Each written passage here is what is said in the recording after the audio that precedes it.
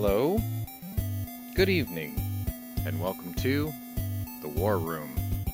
This is day 14 of Ukraine's incursion, illegal incursion, and invasion into the Ukraine.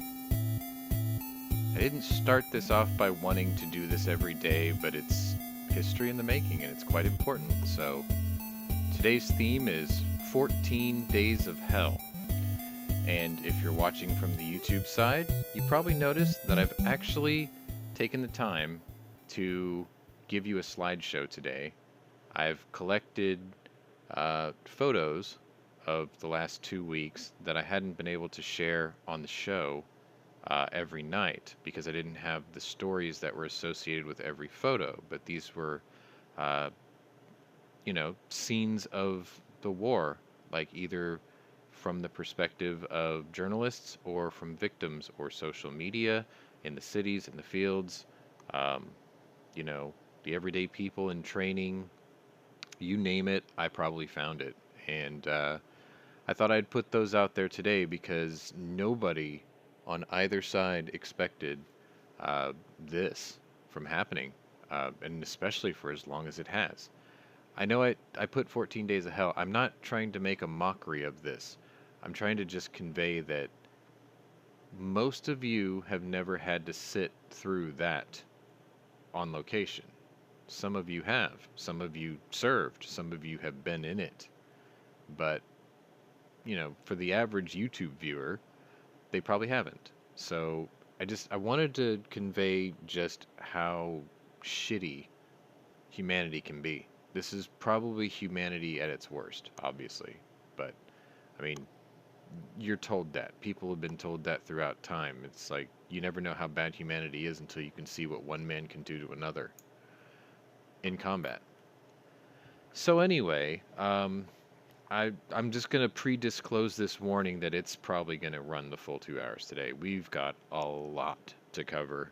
I did try my hardest to take all the human interest stories out because they're not really events of the day type of a situation.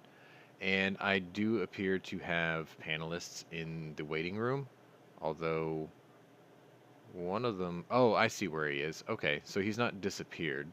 My tradesman is actually on the job, so he may cut in and out or have really poor internet, but we'll stick with it and bear with it because he's here, he took the time, so we'll share that with you. Those photos, I think I had 100. So if you start to see repeats, it's only because it went through all 100 pictures. I wasn't sure how many to put in there, but I suspect it's going to take at least 30 minutes or so maybe to get them all through. Maybe less, but it'll cycle. Some of you will see them, some of you might not pay attention, or maybe I'll have the video or story picture in the way, so it'll come back in the replay of it or whatnot. Um, yeah, so let me go ahead and just say hi and good evening to everyone out in the chat, because it's because of you that I'm still doing this, because it started off with just me and a couple of panelists and like 2 or 3 people watching, and I've noticed that more and more people are filing in and becoming very active with the chat, which I'm very grateful for because a lot of this is to deal with interactions. So just so you're aware, I have never served abroad, so some of you will be able to provide context that maybe a layman like me won't have. So I'm trying really hard not to discount anyone's situation because I've never experienced it. The closest thing I've ever been to is getting shot at by looters while I'm on a little John boat trying to rescue people during Hurricane Harvey, and I did shoot back. But other than that, that's the extent. I've been robbed and stuff, but it's not like that's not combat. You got taken by surprise. So this is a thing that I'm intimately fascinated with the history of it because I talked about this a little bit yesterday, but this is the kind of stuff you're going to see in the history books, without a doubt. 20 years from now, if you're younger than me, you're going to your kid's gonna come home and he's gonna have history homework and he's gonna crack open that book and he's like, I gotta do this, and then you look at it and say, oh wow, yeah, man, I remember, I lived through that, and then he's gonna look at you like you're a dinosaur, but um, you might be able to give him that unique perspective because you sat there and watched it. You saw it every day, or you caught it on the news, or God forbid, you saw it here. You're gonna be like, yeah, there was this idiot in Texas who did this stupid show about everything that happened in the Ukraine, and even though he's not from Ukraine and he's never been to war, he just found it fascinating to, um, just see it through. Actually, gunmetal guy, it's not that I didn't want to. I When I first went in right out of high school, I was underweight, so they wouldn't take me. I went through the whole process. I went through ASVAB. I walked out of there with a 96, and they started the physical, and they said, "You're too thin." And I thought, "That's a thing?"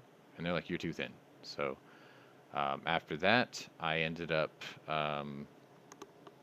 coming back in 6 months, and they were like, "We're sorry, but your MOS isn't available." And I'm like, "So how long should I wait?" And they told me, "Come back in, I think it was a year."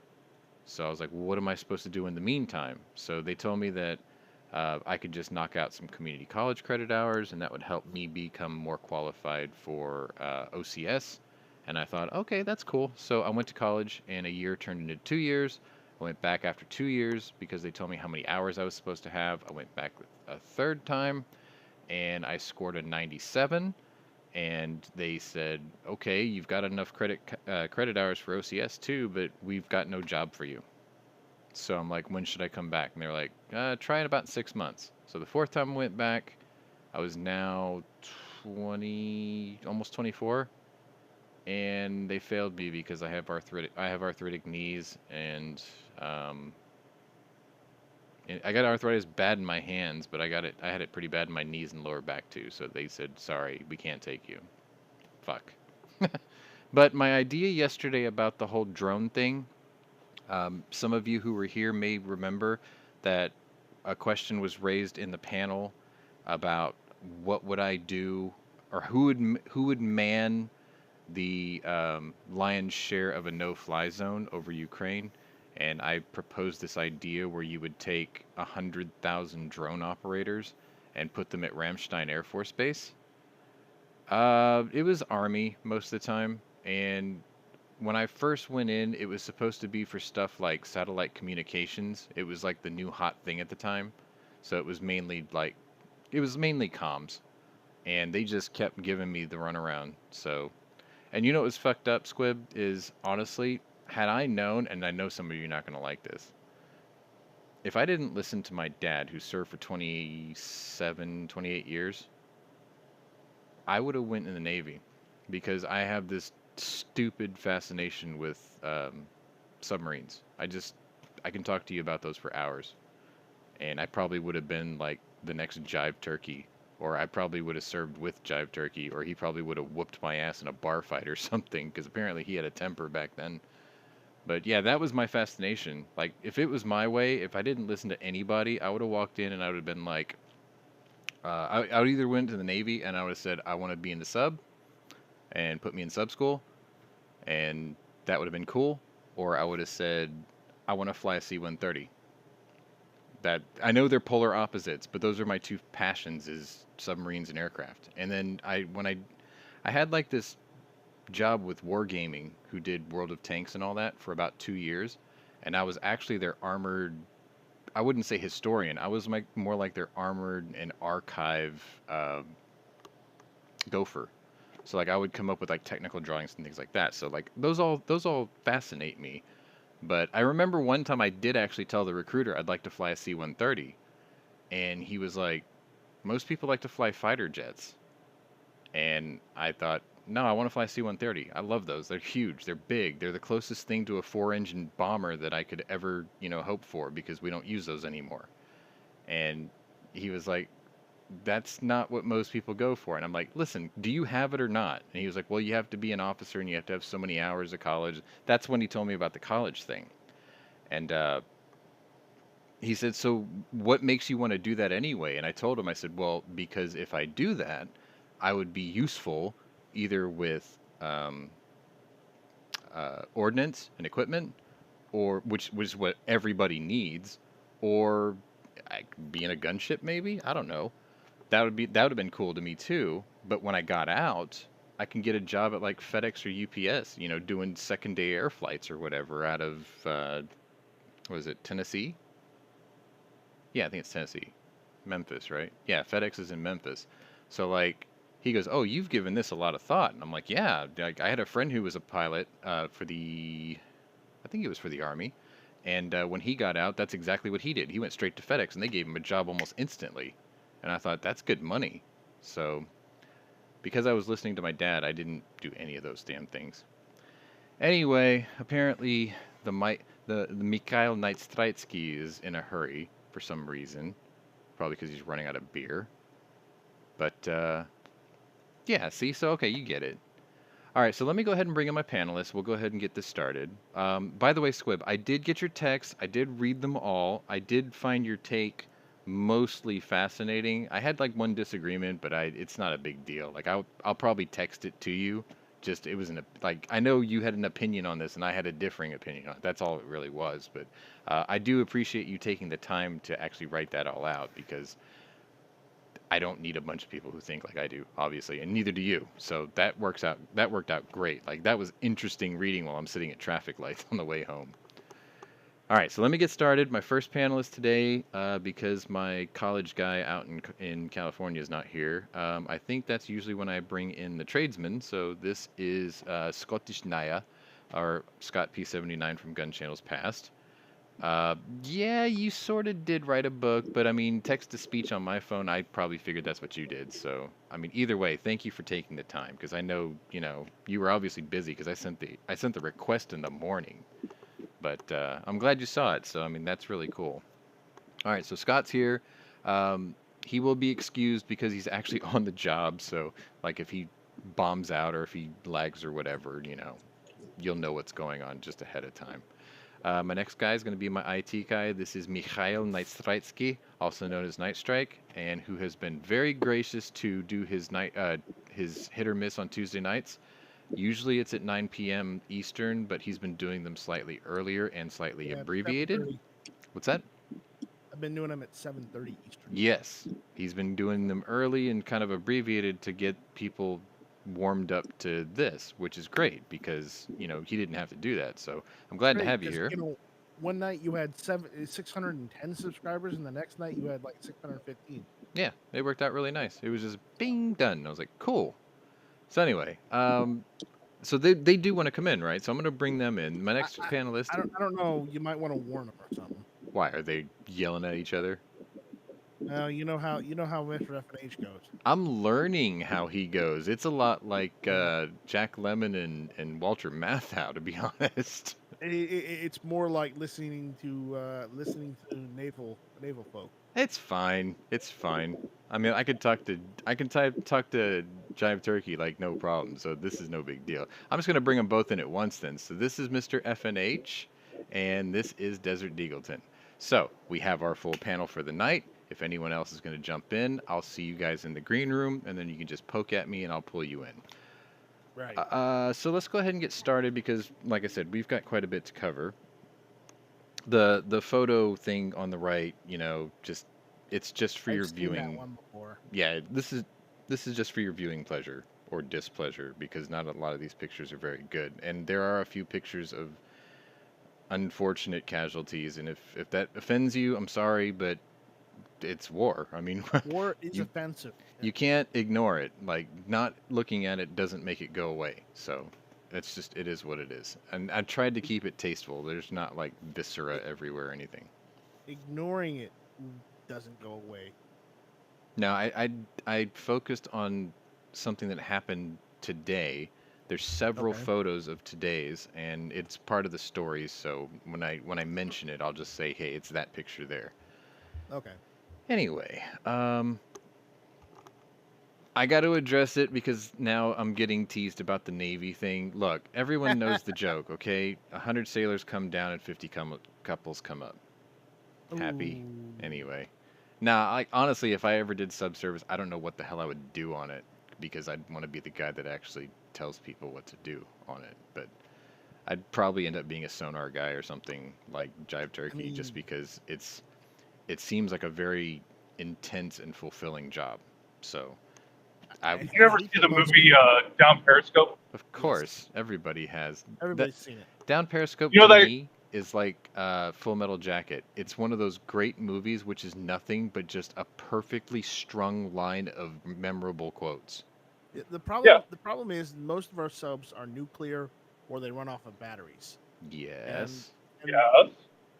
if I I'll want fix your volume just if a I was little. going to be in a sub, if stationed on a sub, I would have wanted to have been a mechanic of the sub. So you wanted to That's be a exactly nuke tech. what I was about to say. Not a nuke. No, on one of the old diesel ones. Oh, so you'd want to be on like Littoral class submarine, like coastal subs. Yeah. They still use those. Do they? Do they Yeah. really? Well, I don't know if we do, but there's a lot of nations who do. A lot of Yeah. like No, the Sweden's. U.S. is strictly nuclear. Is it? Yeah. It's all nuclear. We've Okay. gone strictly nuclear. So you'd have to go to Sweden then because they've got the Gotland class, which is a diesel sub, and it's one of I the want to have to learn. it's one of the best. Hey, now I picked that for a very Swiss. specific I reason. mean Swedish. Number one, the Gotland class is actually one of the most modern diesel subs, and it's very quiet. That's the amazing part because when you're underwater, you shut the diesels off and you're just on electric battery, so it's incredibly quiet. So that's the advantage. The other thing is we know a guy who left. Well, I can make this really close local. I know a guy who was from Houston, where I am, who went to visit Sweden and he liked it so much he stayed there and then he learned the language. And you know him as, oh shit, I forgot his real name now. What was his normal name? Indy Nidell. There it is. Okay. Indy Nidell, the guy who used to do the Great War. Yep. I Yeah. know him. Oh, okay. He was from Yeah. Houston and he went to Sweden and he liked the country so much he stayed and he learned the language and now he lives there. And he comes back to Houston to visit his mother, I think. I don't know. I told him if he's ever in town, hit me up and we'll go have a beer. But anyway. Yeah, so yeah, you could probably learn Swedish. Apparently it's not a difficult language to learn, so. And then you can, use coastal subs. I mean, unless you really don't want to go learn Swedish, then I guess you can join North Korea. Sorry. No, Bad joke. They don't take foreigners. I don't have. I may have some of the Asian genes, but I don't have the ones that give me the slanted eyes and and the ability to stand on rooftops with. I'm dogs. half offended. I'm kidding.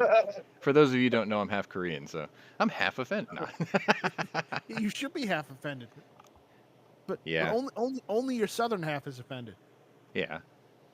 What's really funny is my mom, I always tell people she's from the north. That's why I'm only half. But all right, so let's go ahead and get this started because we do have a lot of stories today. And like I said, I think the theme of today is just 14 Days of Hell because some of the news that came out today is a little scary. And I got a picture that I'm going to use as a reference, and I know it's from a TV show, but I think the premise stands, and that's a dangerous thing. And yeah, like Squib was saying, I'm going to keep going back to this because I'm trying to interact with the chat. Submariners have the best chow because No, I've heard that. yeah, like you've heard that from Jive Turkey 1,000 times. They actually have like pizza, hamburger day. They have like movie night. I mean, yeah, you gotta.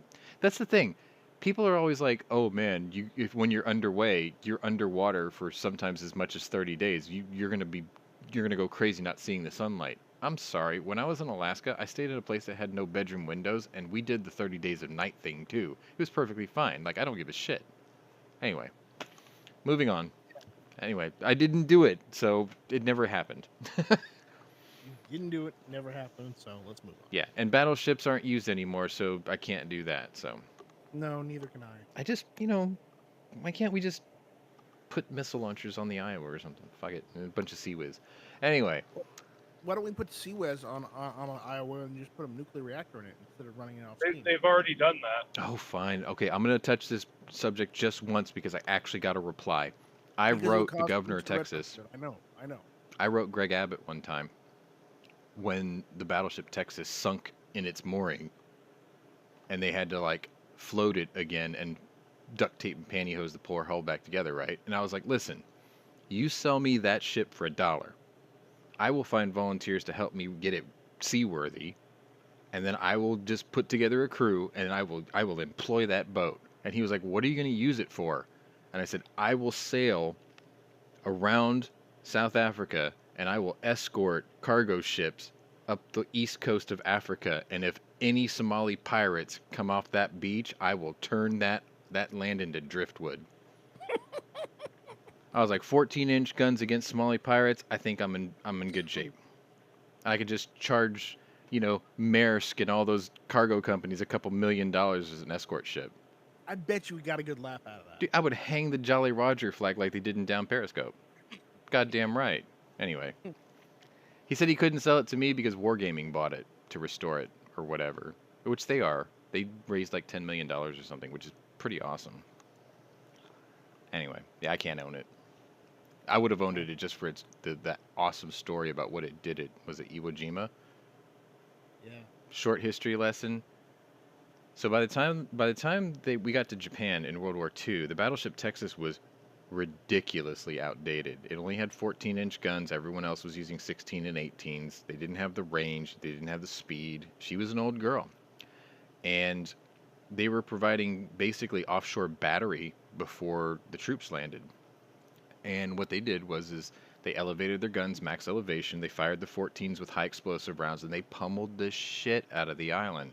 But what ended up happening is they had to bombard further and further and further into the island, and their guns couldn't do it because they couldn't get the correct ballistic arc. So the captain deliberately flooded the port side of the ship to make it list so the guns would be elevated higher, and he got to stay in the fight for an extra 2 hours. That's a cool fucking story, man. Anyway. Alright, so anyway, let's get to the stories. I didn't say it right, Squib. I think what I meant is if you take the 16-inch barrels off the turrets and turn those into, like, ICBM launchers. I guess that's what I really meant. That would be sick! Anyway, it's just a stupid fantasy. Fit in there. I wonder how many you can fit in there. No idea. Not even going to try to guess. Yeah. I couldn't. Like, Patriot missile launcher. Fuck it, I don't know. Whatever. Alright, so the first story we got today, it picks up from, yesterday, like before. I hit the cutoff, and then I started the stories from after that point. So it was like 1:30 my time. But it's about 9 in the morning, like Zelensky's probably sitting down to breakfast. The general staff, I got a picture for you, actually. Let me put that up there. Bing. Here we go. So, the way this plays out is the General Staff of the Ukrainian Armed Forces shared photos that it said were of disabled and destroyed Russian military vehicles in the Chernihiv region in northern Ukraine. So the tweet just says, territorial defense of the armed forces, the Ukraine beat the Russian occupiers. Why is this important? Because the Russian military is now, it looks like it's beginning to start its advance towards the city of Kyiv. So, like, they're trying to come at it from 3 sides, and they had that resupply convoy that really wasn't moving for, like, the last, 9 or 10 days now?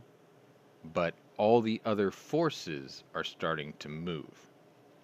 And the importance of that is if the convoy starts moving, then I was right.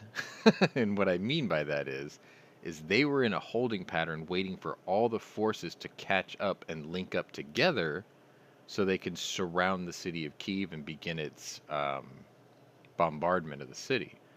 Basically, Putin's going scorched earth now. He knows that he can't drive the tanks into the city because of javelins and Panzerfaust 3s. He's been taking way too many tracked vehicle losses. And I was trying to find the updated losses list today, but it seems like I only get those every other day. So it'll probably be in the scroller tomorrow. So he knows he can't do that. So the only way he's going to win is he's going to choke off the city as a blockade. He's going to, completely surround it, and then he's going to just start laying waste to the outside of the city. Once that's rubble, move in. Next ring, move in. Next ring, and just keep demanding surrender. But then again, he might not want to surrender anymore. He might just want to kill everybody at this point, because he's just twisted. Like the dude, there is no victory for him really. Now it's just fuck you all. I'm killing you all out of spite. And I'll show you why, because we have a story that covers that. And it's pretty disgusting. So anyway, about an hour later, I've got this photo for you, which actually came from the British Intelligence Agency. I think they got a different name. Sorry, UK's Ministry of Defense. There we go. Ukraine's air defenses appeared to have enjoyed considerable success against Russia's modern combat aircraft. That came from the U.S. Defense Ministry in an early Wednesday morning update, adding that it is likely preventing the Russians from achieving any degree of control in the air. The ministry added that fighting northwest of Kyiv is ongoing, but Russian troops haven't made any significant breakthroughs. Russian troops are still heavily shelling Kharkiv, Chernihiv, Sumy, Mariupol, and I think there was one other city, but I forgot to write it in there. Anyway,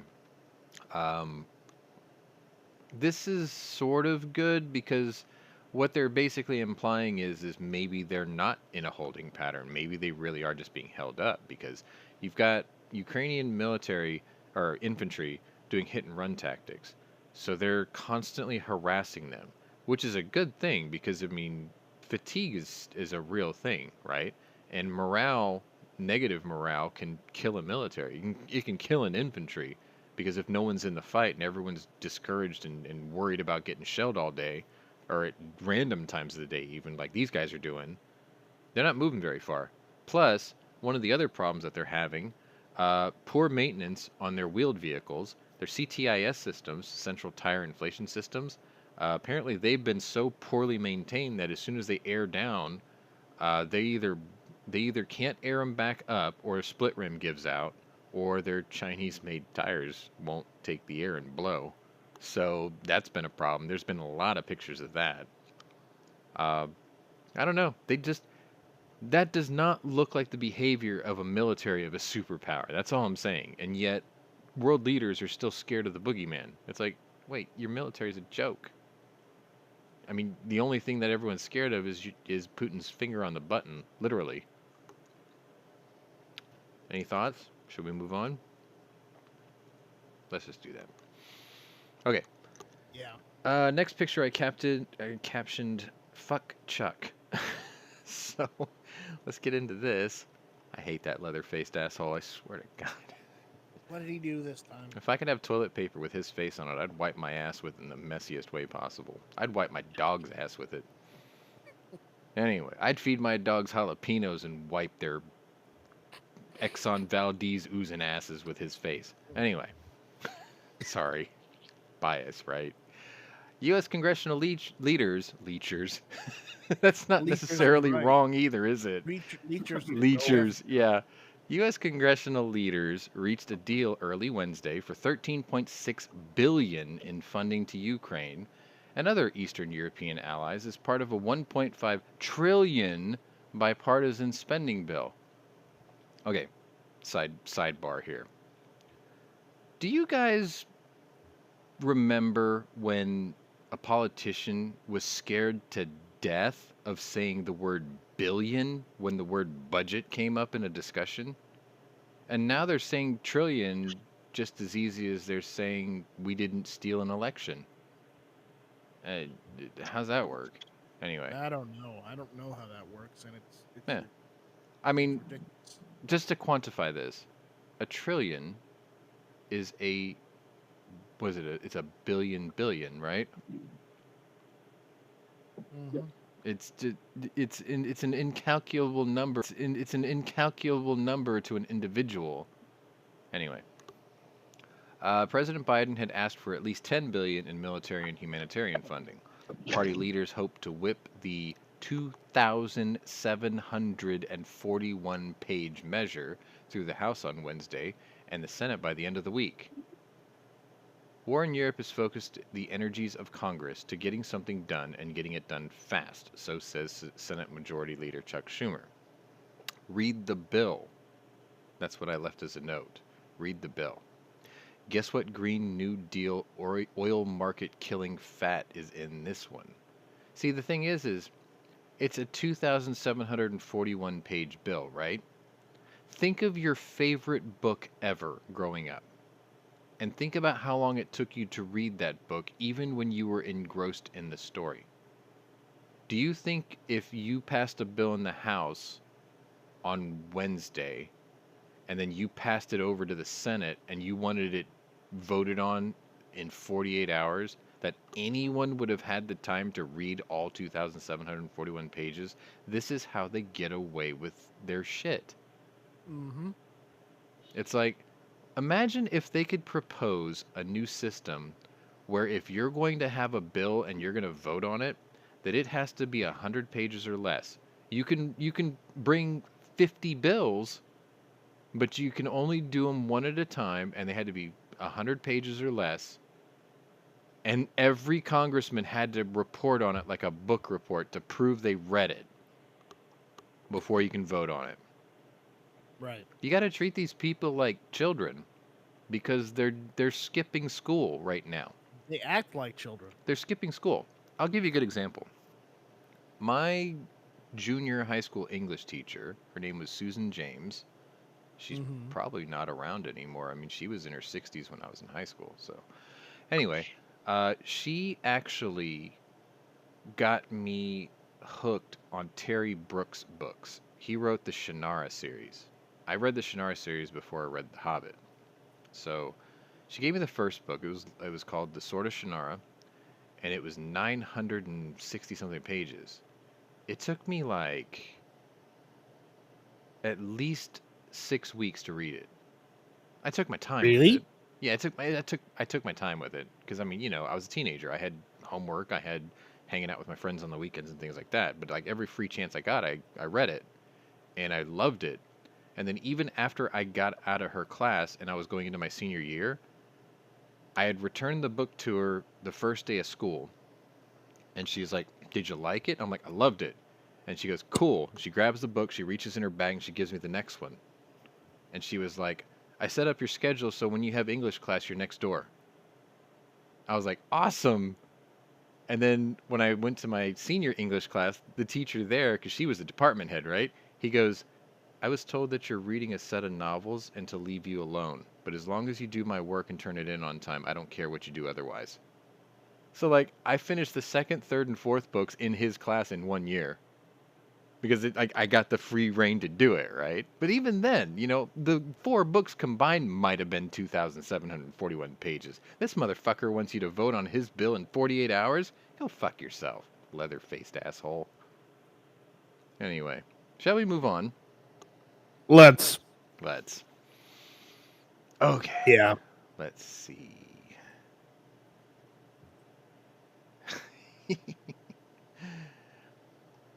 All right. 3:25 a.m. my time. It's 11:25, so it's getting ready to warm up to lunchtime in Ukraine.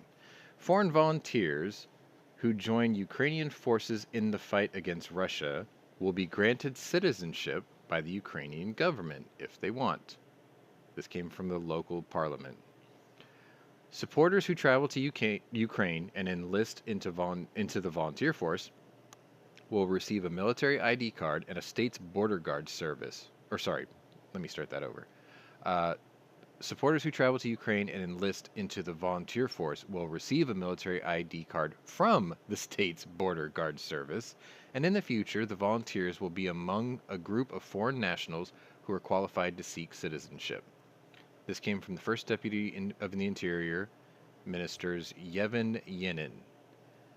Last month, Ukraine President Volodymyr Zelensky announced that he was forming an international brigade of volunteers to join him in the fight against Russia. Now, I know a little bit about this. I know 2 of my friends volunteered. One lives in New Jersey and one lives in New York. And what they explained to me is they went to the Ukrainian embassy, said they wanted to volunteer, filled out some paperwork, and was told to come back on a certain day. They're going to hop a bus, put them on a plane, and off they go. like it was the easiest thing ever. Kind of cool, right? So they're gonna go and like my friend in New Jersey, he's a carpenter, but he's a big guy. He's like 6'6", 250 something. Like he's just like a brick shit house. He builds uh, cabinets and puts in granite countertops. So he's kind of muscular because he's got to lift this shit all the time. And I was like, dude, you got no combat experience. And he's like, I don't need any. And I'm like, you kind of do. And he says, no. Listen, I can carry old people. I can build things for them. I can, you know, I can move things. I'm a big burly dude. I can just do whatever they need me to do. He was like, if they don't need me to fight, then I'll do everything but fight. He was like, whatever they need, I'm at their disposal. Like that's what like you need an army of guys like that because they're volunteering, right? Like they're determined to do whatever they can to be useful. What's that stupid line in Pearl Harbor? Um, there's nothing stronger than the heart of a volunteer. I remember that. When he told me that, that's the line I heard in my head. And I'm like, all right, that's cool. Good luck to you. All right, moving on. 4:30 in the morning. So it's lunchtime in Ukraine, about 12:27 when this news came out. And I have pictures for you. So let's load this one. Because, you know, the news is really good at, won't somebody please think of the children? They even made fun of that line in The Simpsons once. Ukraine will try to get civilians out of danger through 6 evacuation corridors today. Well, it would have been today. Says the country's Deputy Prime Minister, Irina Vereshchuk. The Ukrainian military has agreed to a ceasefire between 9 a.m. to 9 p.m. and urged the Russians to keep their commitment as well. Ukraine accused the Russians of violating a ceasefire on Tuesday as civilians attempted to flee the port city of Mariupol. Ceasefire violated. Russian forces now shelling the humanitarian corridor from Zaporizhzhia to Mariupol. This came from Oleg Nikolenko, who is the Ukraine's foreign ministry spokesperson. The residents of Mariupol are increasingly desperate to get out. The besieged city has been without water, heat, sanitary systems, phone service, and internet for several days, and bodies reportedly are remaining in the streets. So there's probably a smell setting in. Vereshchuk said that the humanitarian corridors would include routes between the cities of Mariupol, Zaporizhzhia, Enerhodar, Sumy, Poltava, Izium, Lazova, Volnovakha, Pokrovsk, Vorzel, Borodyanka, man, I'm getting good at this, Bucha, Irpin, Hostomel, and Kyiv. So that's a lot of cities, right? On Tuesday, some 5,000 people were able to get out of Sumy through the evacuation corridor, which is a good story because people coming out of Mariupol, they walked into a minefield, literally. They mined it. Now, yesterday you probably heard me ask the question, who put the mines there? Was it the attackers waiting for people to come out, or was it the defenders because they didn't think that they didn't think the invaders were going to get in? So it's hard to say because they both use the same mines, both made in Russia. Can't really say. Mines don't have loyalty, right? They don't answer to nobody once you bury one. And the mine doesn't care who steps on it. All right. Moving right along. This was 5:30 a.m., so 12:28 a.m. Thursday, New Zealand. Different place. And this story is called Kiwi Power. I had to clear my throat for this. A sanctions bill unanimously passed in New Zealand's parliament on Wednesday to punish Russians involved in the Ukraine invasion. The new law was pushed through in one day and will allow the country to freeze all assets and stop the super yachts or planes from arriving. Lawmakers said it would stop New Zealand from becoming a safe haven for Russian oligarchs looking to avoid sanctions elsewhere. Previously, New Zealand law made it impossible to put any significant sanctions on Russia unless it was part of a larger United Nations effort first. Now, I know that's where they filmed Lord of the Rings, but you never hear of who frequents New Zealand. And apparently it was such a problem that they had to pass a sanction and a law in their country to prevent Russian oligarchs from seeking refuge there? I mean, that seems like a really far place to try to go and seek refuge, but then again, that's probably smart, right? Get as far away as possible. Anyway, that's the Kiwi Prime Minister, if you didn't know. You know, the one that took away all the guns. All right, let's move on. A minute later, 5:29 my time. My phone pinged twice in a minute. It's 1:30 Ukrainian time, and Ukraine has banned exporting basics like oats, buckwheat, sugar, salt, wheat, cattle, and meat as the country struggles to keep its essentials supplied in the cities besieged by the Russian invasion. The government said this late Tuesday night in their statement. In order to prevent the humanitarian crisis in Ukraine, market stability and meet the needs of the population in critical food products, the government has established new rules for the export of agricultural goods. So basically what she was saying is, or what they're saying is, nothing is supposed to be exported out because we need it all here, which is very true. They need it there, especially when you've got Russians looting it when they take over towns. So, like, their supplies cut, half of the half of the half. So it's like, don't send any of it out. That's pretty much the gist of that. Which makes sense. I mean, you would think that they would have done rationing and export bans and all sorts of things like that, like on day one. But I guess they had to state the obvious, essentially. All right, so the next minute after that was an announcement at 5:30 a.m., which would have been 6:30 in D.C., which, who the hell's up at 6:30 in D.C. that would make this decision?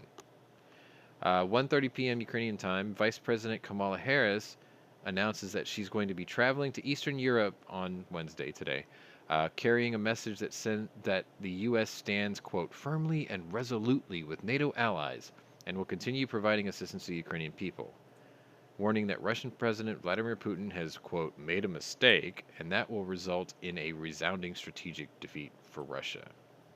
The vice president is expected to travel to Poland and Romania as Russia's war with Ukraine rages on for a 14th day. Officials in previewing her trip said it will demonstrate the strength and unity of the NATO alliance and U.S. support for NATO's eastern flank allies in the face of Russian aggression. Harris is also expected to make stops in Warsaw, Poland on Thursday, where she is set to hold bilateral meetings with Polish President Andrzej Duda and Polish Prime Minister Mateusz Morawiecki. I'm not very good with Polish names. Harris is also set to meet with Canadian President Justin Trudeau, who will be in Poland at the same time. Now, I left a note here saying there is absolutely nothing she can say to fix the damage Congress has done diplomatically when they categorically blocked the Polish MiG deal. Now, Squib talked about this with me today in text messages back and forth, and I understand his point completely. And as I heard it throughout the day from other stories, I began to understand it even more. But it doesn't make it any less shitty. And I'm going to get into that when I get to the rest of this story or the next story, because this kind of ties into it. So just kind of keep this one in the back of your mind. I'm going to add on to this, and then I'm going to tell you what really happened. So an hour later, I guess this was the reaction, and I have a picture for you because if you were Volodymyr Zelensky, I'm pretty sure this is exactly how you felt. Yes, it's kind of me trolling. But, so 2:32 p.m. Ukrainian time, Ukrainian President Volodymyr Zelensky, in an Instagram post, is urging the U.S. and Poland to work out a deal and send us planes to defend his country's airspace from Russia's military. Poland offered Tuesday to give its entire fleet of MiG-29 fighter jets to the U.S. in exchange for a chance to buy American F-16s as part of a deal to bolster the Ukrainian Air Force while upgrading the Poles with NATO aircraft. But Pentagon press secretary and former admiral, which I didn't know that until today, that's my own fault, John Kirby distanced the U.S. from the proposal later in the day, saying that while the decision to hand over jets to Ukraine is in the hands of the Polish government, American involvement, quote, raises serious concerns for the entire NATO alliance. So when will the decision be made? Listen, we have a war. We do not have time for all these signals. That's what Zelensky says. This is not ping pong. This is about human lives. We will ask you once again, solve it faster. Do not shift the responsibility and send the planes. So, I think I have one more story that ties all this together, but I'll just mention it now. There was a question asked today to the admiral, former Admiral John Kirby, who's now the Pentagon mouthpiece, and essentially the way that the question was worded is: every time Russia says don't do something, you don't do it. And every time they threaten to escalate because you might do something, you back down. How is sending jets to a country any different in the eyes of an angry Russian dictator than you sending truckloads of man-pads that are used to shoot down and destroy his aircraft and kill his pilots? Or the ammunition that they're going to use in the AKs to kill his soldiers. We're already in this. Why are you being nitpicky about the jets? But okay, I'm trying to see it objectively. The Polish military can give away the jets, yes. They just have to find a different way to do it, because they're not going to do it from an American Air Force base. And Squibb even said that too. He was like, that's kind of a bitch move, because that shifts the responsibility of the fallout to you. That part I can understand. The solution is going to involve a history lesson, and I do have that in the story, so just, again, keep that in the back of your mind. But before I get to that, there was something that was supposed to happen today. You see, Harris's trip to Poland was predetermined before the deal about the MiGs was shot down. And the way I can equate this is, say you tell your kid, if you're good, I'll take you to Chuck E. Cheese. And your kid's like, yay, Chuck E. Cheese, right? And then your kid does something behind your back to look good, but it's actually shitty. So then you catch the kid, you're caught off guard by it. Then you catch the kid in the act of it, and you're like, nah, fuck that. You're not going to Chuck E. Cheese. Go to your room. That's essentially what happened between the Poles, the Ukrainians, and us. What had happened is the United States doesn't like to be pushed into a decision that they didn't consciously make themselves, right? So they gave the green light. They signaled, it's not virtue signaling, but they signaled all week last week, hey, yeah, the idea of moving jets, MiGs that they can use is great. And then, like, Kirby himself is like, the Pentagon and NATO green lights any move that Poland wants to make with their MiGs. All that sounds good so far. Well, the Polish military was trying to figure out the logistics of getting them into the hands of Ukrainian pilots. And the way they did that was they sort of pushed us into it by saying, hey, buddy, so we're going to buy your jets to backfill our inventory, and we're going to give them all our MiGs, and we're going to leave them on your base, okay? Is that cool? Because, I mean, that way you can monitor the whole thing, and it's all in the up and up, right? That's cool, right? So let's do it! And that's what the Polish people are doing. And the United States was like, what the fuck? No! You can't use our base. We said you can give them the jets, but don't go fucking making this decision on our behalf. No, we're not going to support this. That's pretty much how that ended, right? Well, Harris was supposed to go today on a victory lap because she was supposed to be like, hey, look, America helped you broker a deal, and now you get the MiGs and you get the F-6. Wait a minute, what do you mean the deal didn't go through? What the fuck? Now she's got to do damage control. I said, you know what? I actually had a burner account banned today when I read the announcement, this story. I go through probably 100 burner accounts a week on Twitter. And I got one banned real quick.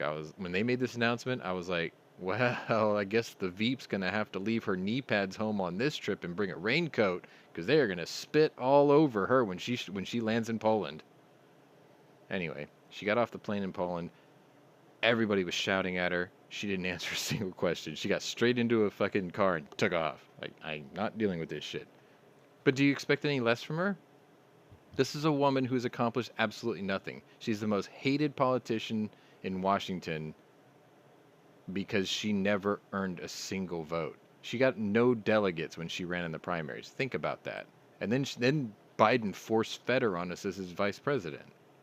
She has accomplished nothing. She was assigned to be the border czar. She came to El Paso, and she spoke with 3 world leaders from the South and was never heard from again. And she's still considered the border czar. Did you notice that, after this war kicked off, like I said this before, there's no more COVID-19. There's also no more border crisis. And you never hear a damn thing about the truckers' strike. Anyway. We'll get into the solutions for the Poles soon. And I don't blame them for taking the initiative because they're seeing it the way we're seeing it. Hey, people are dying. Lives are at stake. This is getting dangerous. They're getting closer to the capital. It's time to quit fucking around and give them what they need, right? That's the approach that I think the Poles took because they have an intimate knowledge of what's going on since it's literally happening right next door. Mm-hmm. So anyway, no, she didn't laugh at the questions, HVS, because she didn't take any of the questions. She literally just went straight to the car. Boom, gone. Granted, she landed there in the middle of the night, but still, there was a whole contingency of diplomats, politicians, and fucking media. And probably a bunch of pissed off Poles. Alright, so let's move on. We're actually about a third the way through, so maybe we will make it in 2 hours. Maybe. Okay, so this is where shit gets really bad. Like, really bad. 3:45 p.m. Ukrainian time, local. And I'm going to show you a picture, but I'm going to save it to the end of the story. The Chernobyl plant has remained disconnected from the grid due to damage inflicted by the Russian occupying forces, sparking concerns of radioactive contamination from the cooling spent nuclear fuel. So the 750 kilovolt Chernobyl-Kyiv high voltage line is currently disconnected due to damage by the occupiers. Sorry, I was trying to read the chat at the same time.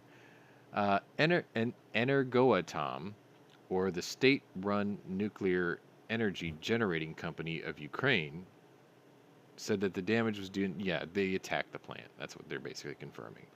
The Chernobyl station and all nuclear facilities of the exclusion zone are now without electricity. The regulator explained that there are about 20,000 spent fuel assemblies stored at the facility that require constant cooling.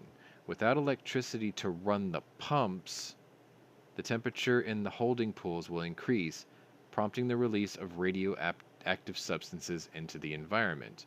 The only electrical grid supplying the Chernobyl plant and all of its facilities right now are occupied by the Russian army is damaged. Ukrainian Foreign Affairs Minister Dmytro Kuleba had tweeted on Wednesday, CNPP lost all electric supply. I call on the international community to urgently demand Russia to cease fire and allow repair units to restore the power supply. So I have I didn't add it. It was a pic of Chernobyl's sarcophagus thing. It's not important, really. The plant is literally running right now on backup diesel generators, and at 3:45 p.m. Ukrainian time, or if you're here in the United States, by 7:45 a.m. Central Time, it only had 48 hours worth of fuel left. It is now 9:30 p.m. So now they've lost 14 hours, right? So now they've got 34 hours of fuel left. Then what? So this is the picture I want to show you. Do you guys remember the first season of The Walking Dead and the CDC bunker and how all the power went out? And once the power went out, the CDC lab would self-destruct and explode, just like the picture I'm showing you. Do you know what happens? Do you know what happens to a reactor when the cooling pumps stop working? Do you know what happens to the storage of nuclear spent rods when the cooling pumps stop working? Something like that. The cloud might be a different color, green. Actually, there wouldn't be a cloud, but yeah, it's pretty bad. You don't keep it cool, and it starts to run out of control. When it runs out of control, everyone dies. It's just kind of that's the gist of it, okay? I mean, that's what it boils down to. They've got 34 hours and the clock is ticking. The Russians are not letting anyone in. They've kept all the staff locked in the power plant for the last 14 days. They don't let them go home. We don't know if they let them eat. We don't know if they let them sleep. They're slave labor. They are the Red Skull. And they're like, don't worry, doctor. We can always get more workers. Right? Yeah. That's kind of where we're at right now. This might be part of the plan. This might be part of Putin's plan. Like, maybe he's letting that place go to sacrifice everything in the north to destroy it all. Maybe. Because he couldn't get his military through into Kyiv in 3 days like he was told. Maybe he's going to be like, well, then you all die. Screw it. I can't think of any other reason. So let's move on. Just dump that on you. Let's go on, right? 7:46 a.m. So this is a minute later again, and my phone's going crazy. And it said that China announced Wednesday that it is spending $800,000 in humanitarian aid to Ukraine, including food and daily necessities, despite continuing to oppose the sanctions against Russia. Foreign Ministry spokesperson Zhao Lijian told reporters in an initial batch was sent to the Ukrainian Red Cross on Wednesday, with more to follow as soon as possible. China has largely backed Russia in the conflict, and Zhao reiterated Beijing's opposition to economic sanctions against Moscow. He also told reporters at a daily briefing that wielding the stick of sanctions at every turn will never bring peace and security, but cause serious difficulties to the economies and livelihoods of the countries concerned. He said China and Russia will continue to carry out normal trade cooperation, including oil and gas trade, in the spirit of mutual respect, equality, and mutual benefit. My only piece of advice, if you get a care package from China, and it's got Mandarin spray painted on the outside, stenciled on the box, burn it. Because if you don't, then the first thing you ought to do is send in a team to check the blankets and make sure they're not infested with smallpox. Because remember who did that before? Or maybe they invented COVID-22. How do we know, right? I mean, it's a token amount for a multi-trillion-dollar valued nation to send. It's a joke. It's almost like when the UN sends in 30,000 US troops and 4 from Moldova. You know what I mean? Or Italy sent 10 soldiers. It's like, you couldn't do better than 10? Really? Well, we only sent them because you might need him to speak the Italian language wherever you're going to be. I don't think so. Moving on. 8:37. I'm awake now for work. But this is news out of DC, so it's 9:37 Eastern Time. 21 American companies involved with liquefied natural gas production, including Chevron Corporation and Cheniere Energy, were targeted and attacked by hackers 2 weeks prior to the start of the Ukraine invasion. The U.S. Cybersecurity and Infrastructure Security Agency is working to confirm the attacks emanated from Russia, but a source says that it's believed that this marked the first stage in Russia's effort to destabilize the U.S. energy industry. Now, there's a reason I'm telling you this story, because was it NATO modified their doctrines for Article 5, saying that cyber attacks are equivalent to kinetic warfare attacks, which is instantly a violation of Article 5, which brings the wrath of all the nations of NATO against you, right? If we have confirmation that the Russians have been cyber attacking our country, then they've already violated it. But you see, that's the thing. Article 5 violations in cyber attacks are still taken as a joke because they keep doing it and nobody's calling them out on it. They attacked the Ukraine with cyber attacks. Well, they're not a UN nation. Fine. They attacked Poland with cyber attacks. They are a UN nation. Nobody said a word. Or NATO nation. Nobody said a word. They've been attacking the United States for donkey's years. No Article 5 declaration there. So then the question becomes, well, does it only count if it hits government sites? I mean, a cyber attack is a cyber attack, right? The New York Stock Exchange is not a government site. That's the free market. If you attack that, that's a pretty serious attack. I mean, this is going to sound kind of comical, but if you attack Amazon Web Services, just think about this. Think about the last time Amazon Web Services didn't work and how fucked up the internet was.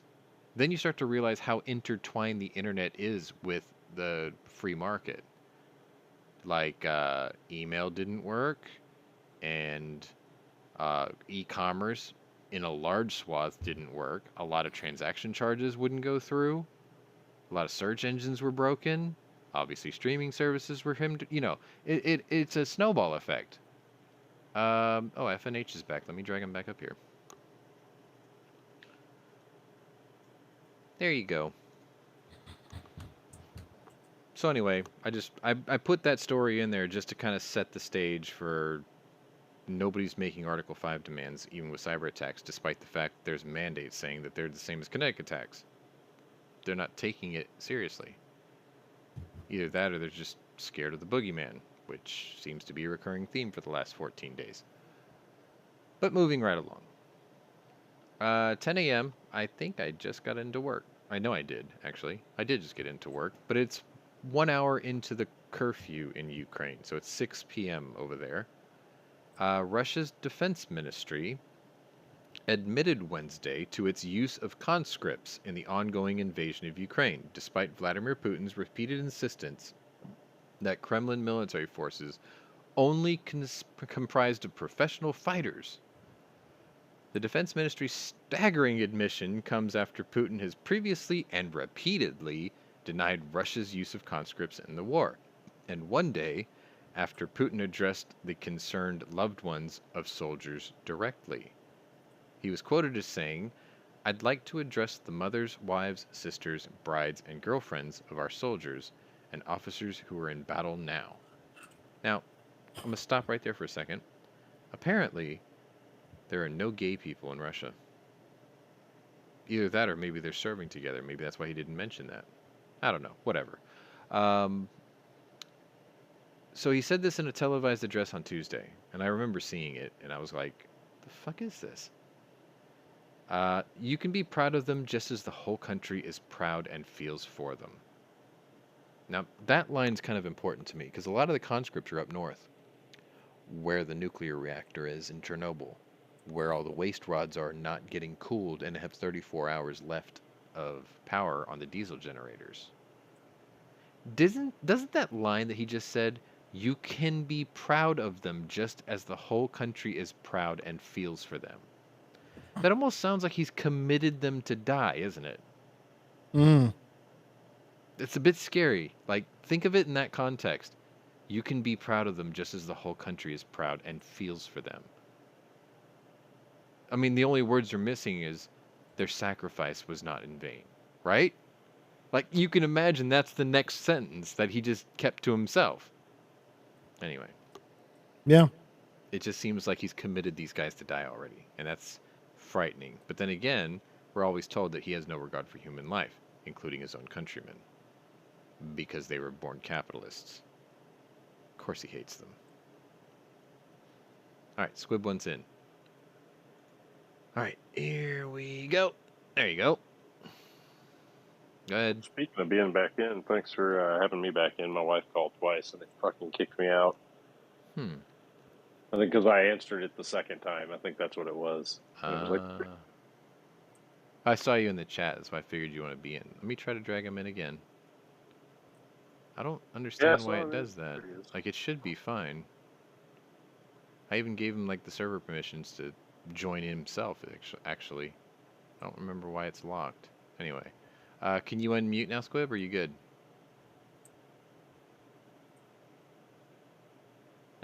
We'll go on to the next story. If he can unmute, then I'll just shut up a second when he does his thing. But where did I leave off? I've been dry firing my rifle, so if I'm on mute, just it's expect that I'm dry firing. You'll have to address me. Got it. I'll come back. All right. So next photo I've got for you is this is a shitty story, man. This one's bad. This one's pretty bad too. Here you go. Wait a minute. I forgot to. Sorry. Let me rescale this for you guys. I thought I did this already. This is my failure. My bad. Man, this picture was huge. There you go. Okay, there you go. That's better. Now you can actually see what the hell I'm trying to show you. All right. So this was 6:07 Ukrainian time. I think this is a slightly post-facto story. I think it started, actually, the attack started an hour prior, but the news really didn't break to the world until about 6 o'clock their time. Russian forces bombed a maternity and children's hospital on Wednesday in the Ukrainian port city of Mariupol, where more than 400,000 people are stranded after an evacuation attempt was thwarted. Ukrainian President Volodymyr Zelensky shared a video of what he described as the direct strike of Russian troops on a maternity hospital in Mariupol. He again demanded the skies be cleared over Ukraine. People, children, are under the wreckage. This is an atrocity, he said. How much longer will the world be an accomplice to ignoring terror? Close our skies right now. Stop the killings. You have the power, but you're losing your humanity. Now, that's one shot of the hospital. Everything around that car used to be a building. All of it. It's like a U-shaped block of buildings. And what I'll do is I'm going to close the picture just because some of the pictures in the scrolling background of the show today, you're going to see a man standing in a crater that's 20 feet deep and almost 30 feet across. That was ground zero where the bomb hit right in front of the hospital. And it wasn't the only one that hit it, clearly. But that's probably the shittiest thing that I read today, because there were photos of... There was a woman who was carried out of there, and it was very apparent that the concussive shock of the explosives killed her baby, because she had blood from the waist down up front. Like, it was not a good look, to be honest. I think I might even have the picture in that scrolling thing, so if it bothers you, I'm sorry, but it's just the reality of the situation. They were digging out, like, ICU babies in the rubble, too. That was pretty hard to see. But anyway, what's worse is that has been reported as... Well, it's another one of the stories, so I'm going to save that, but the hospital thing, the Ukrainian officials, the diplomat, I forgot the guy's name, but he was basically saying that, oh, that wasn't deliberate. No, we don't do that. We don't target those things. We've never targeted those things. The number of those things that he's referring to is staggering. Like, there is a confirmed number. I guess Squib couldn't get his thing to work, even though he's got all the permissions to do them. Anyway, I'm going to move on, but we will touch back on this later because I've got the statistics for actually how many medical institutions that they've destroyed deliberately. And what's really scary is they actually interviewed one of the nurses at one of those places, and the number she gave was almost twice as many. But they're not all confirmed, so, you know, NATO waters down the numbers. Let's move on. 11:09 a.m. Central Standard Time, which now is 7:09 Ukrainian time. So we're hitting the dusk hours. This is also when the infantry, if they're not besieging a city, this is where the infantry starts to get a little more active, and this is where the Air Force starts to get very active. The Republic of Georgia. Now, you may remember Georgia from years past. There was Georgia, there was South Ossetia, things like that. They're kind of like Russia's puppet satellite states. The Republic of Georgia's acting ambassador to the U.S., whose home is partially occupied by Russian forces, criticized Vladimir Putin's intimidation tactics in the region and called for more sanctions against the authoritarian regime. He's bucking the trend, right? The lessons that the world has learned based on the Georgian tragic experience is once you have a bully inside the room, there's no other way of dealing with this bully than giving him a black eye. Or kick their nut. Why is it that this guy in a little country that almost nobody knows about gets it, and yet the rest of the world doesn't? The rest of NATO doesn't. The United States technically does, but they're not saying it, so they're acting like they don't get it. It's really irritating. But that's diplomacy, isn't it? Right? It's like, for every guy like me thinking you got to punch that fucker back, there's another guy like them saying, you can't do that, okay? That's not how civil people behave. Well, guess what? Civility went out the window when that fucker invaded.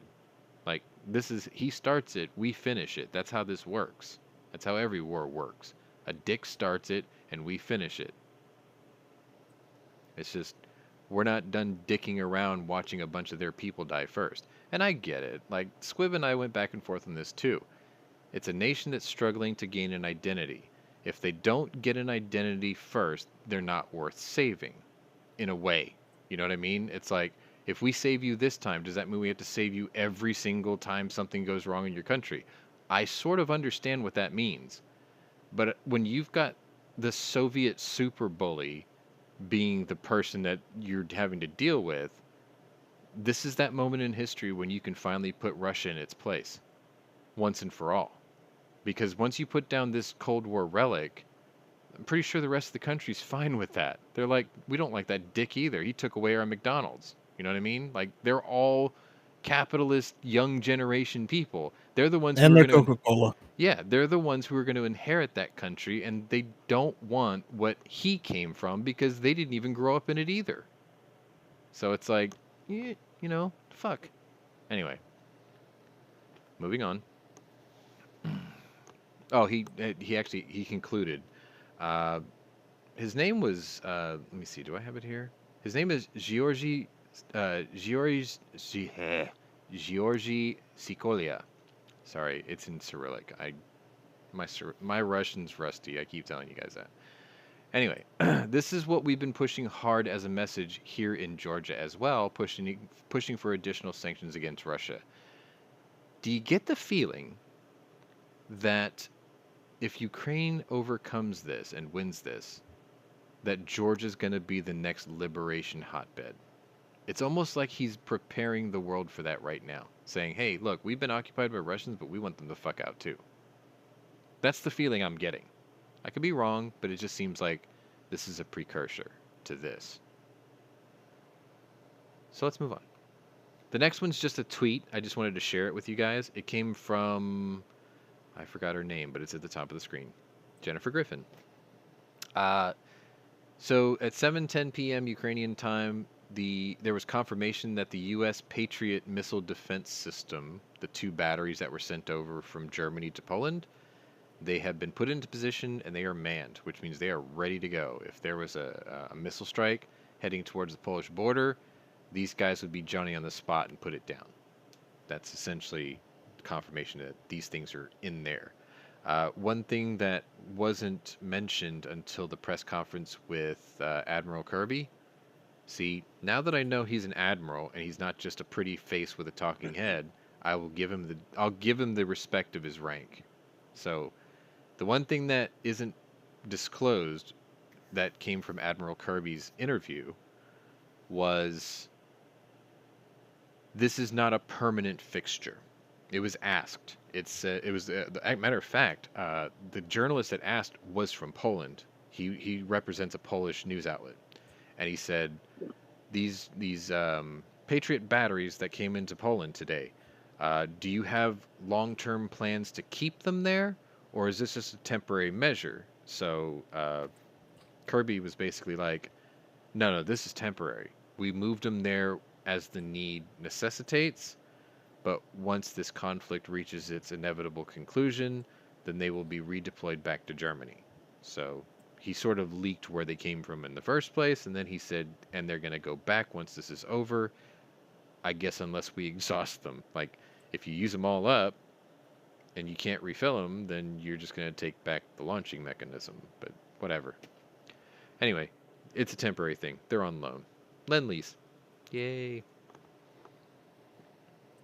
2 minutes later, news came out of Brussels. The European Union said Wednesday that it is working on sending communications equipment to Ukraine after the country asked Brussels for help to keep telecom networks running. Not internet. Starlink is kind of doing that. Yeah. They wanted telecom. So the EU received a request from our Ukrainian friends that we're in the process of coordinating on that. This came from the French digital minister, Cedric O. This guy like Cher, like he doesn't have a last name. His last name is O. Cedric O. Whatever. So the minister said EU officials discussed aid in the form of electronic and computer equipment, and that they could offer Ukraine to ensure the country's telecom and administrative networks continue as normally as possible. So they just want to keep a smooth flow of connectivity in case service gets knocked out. They're like, we want to stay on top of that with redundant systems, essentially. So as the Russian offensive grinds on, Ukraine's ability to maintain telecommunications in some area has been in question as cell phone networks went down in the besieged city of Mariupol, which has been under siege the entire 2 weeks so far. Pretty tough. After World War III is over, the missiles will be redeployed. Yes, well, the launching systems for those missiles, I guess, is what it really boils down to. But they're only put in place to intercept inbound missiles to Poland. So during the Cold War, there was a big stink about the fact that we parked missiles in Germany, right? And it's like, well, chill out, bro. I mean, you still got to fly over Poland and the Czech Republic and Slovakia and Ukraine, and just it's far enough away. Just quit your bitching. Just rub your nipples or something. Fucking calm down, right? Well, since Putin's doing the shooting right now, we have moved those defenses right into his front, in his front yard. Now it's like, fuck around and find out. That's kind of that's the position we took with that. Plus it gives us a much quicker intercept time, which is obviously critical. That's what that is. All right, so let's move on. 12:13. So it's lunch. It's typical lunchtime. I don't get to eat lunch till 2:30, but so it's 8:13 Ukrainian time. So it's dusk. It's getting dark, right? And it's been snowing all day too. So it's freezing cold and it's dark. And there's towns that are bombed to shit. There's no power. There's no heat. There's a bunch of angry, dirty, stinky, scrubby Russians walking around, raping and pillaging and whatever the fuck Russians do, doing Russian things in your city, smoking cigarettes that taste like rolled up dried camel shit. Anyway, sorry, just so biased. New statistics came out that an estimated 2,155,271 refugees have now fled the Ukraine, with the majority escaping to Poland. This was according to the statistics posted Wednesday by the United Nations High Commissioner for Refugees, UNHCR. Like, it doesn't even spell anything cool. As those in Mariupol reel from the aftermath of a bombing at the maternity hospital. Of that, 1,294,903 refugees have been... See, I don't understand this. They said that number, that very specific number, down to the singles digit, right? 1,294,903 were estimated... What? to have fled to Poland. Nationwide, thousands are thought to have been killed, both civilians and soldiers, in the 2 weeks of fighting since Russian President Vladimir Putin's forces have invaded. Meanwhile, This is a recap. A Russian attack severely damaged a maternity hospital in the besieged city of Mariupol. They're like really hammering that down into you. Citizens trying to escape the shelling on the outskirts of Kyiv streamed towards the capital amid warnings from the west that Moscow's invasion is about to take a much more brutal and indiscriminate turn. That is true. The longer this goes on, the more impatient he gets, and the less civil he's becoming. But war's not civil, is it? It's dirty, and it's savage, and wars are about results, right?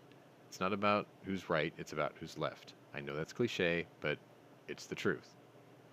And it's just, I want that city or I want it destroyed. That's kind of where he's getting at. And he's slowly closing the loop around Kyiv.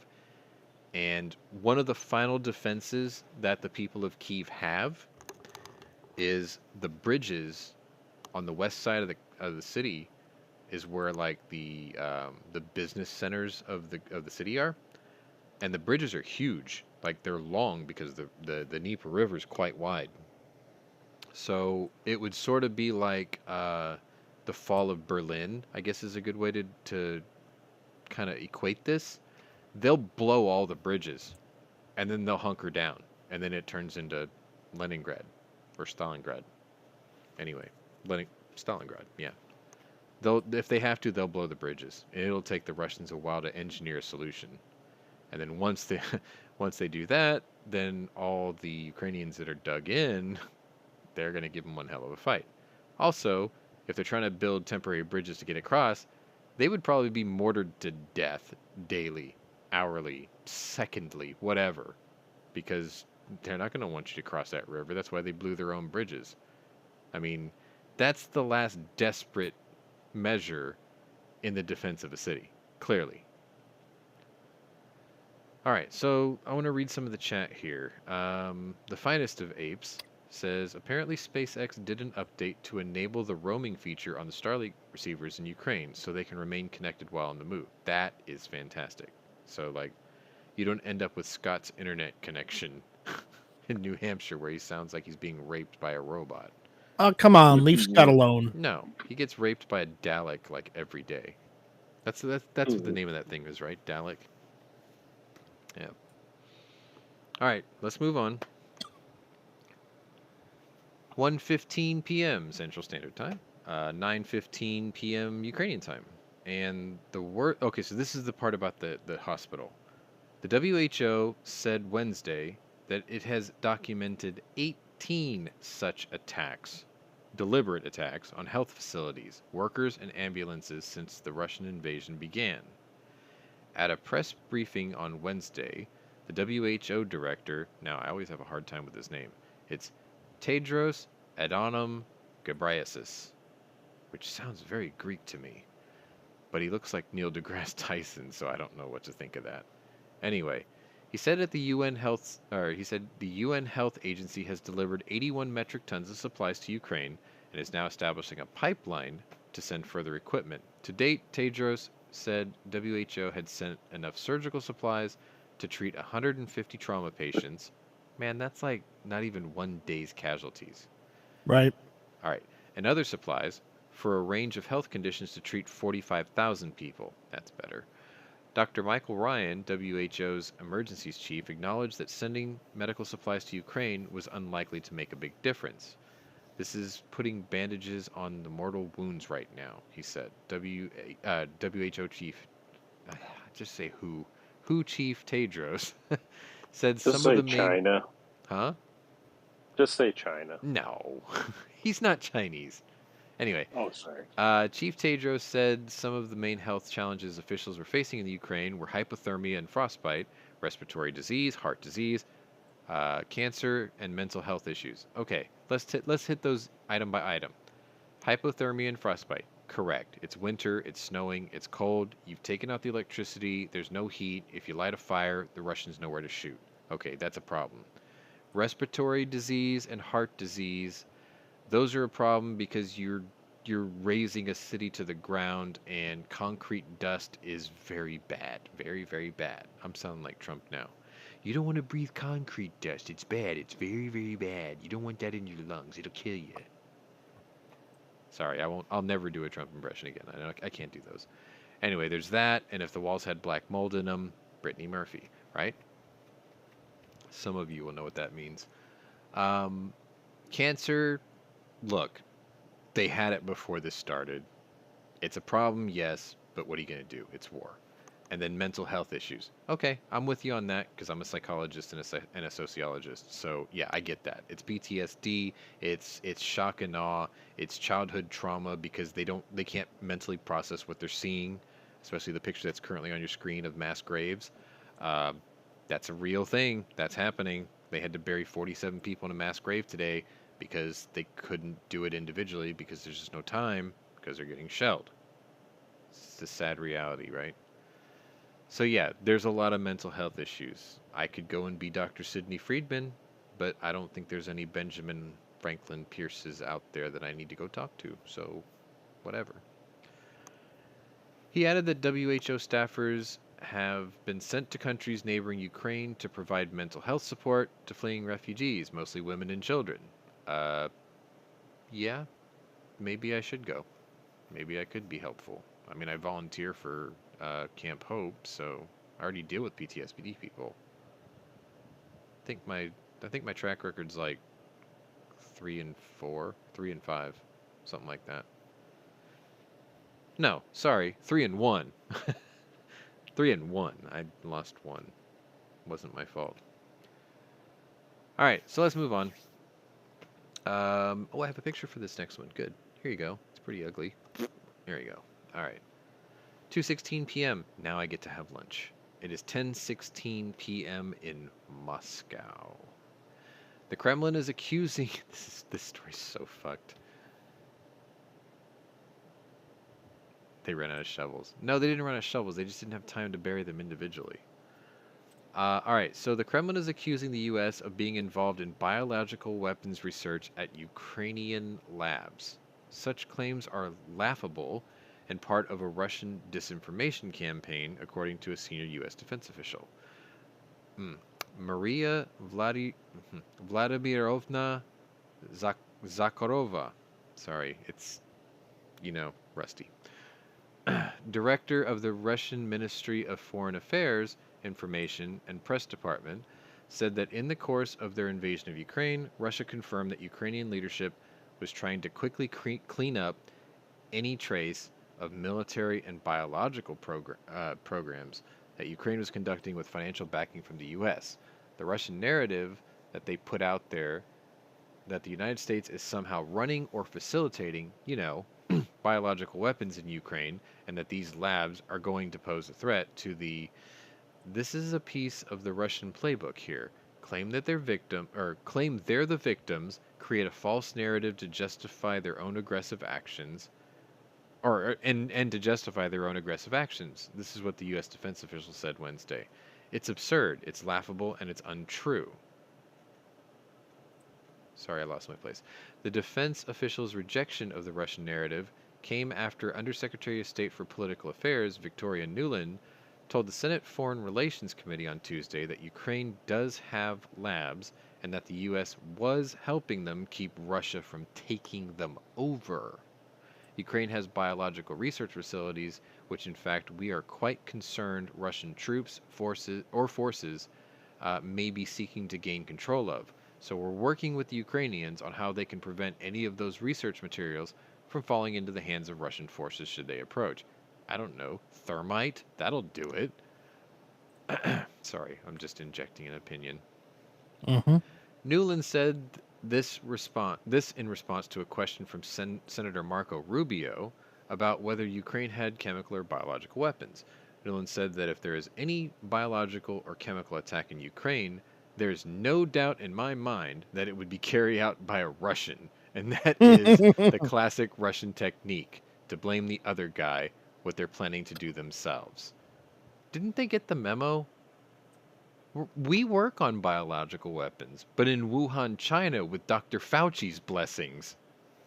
They release it. Yeah, then they release it and then they blame it on bats.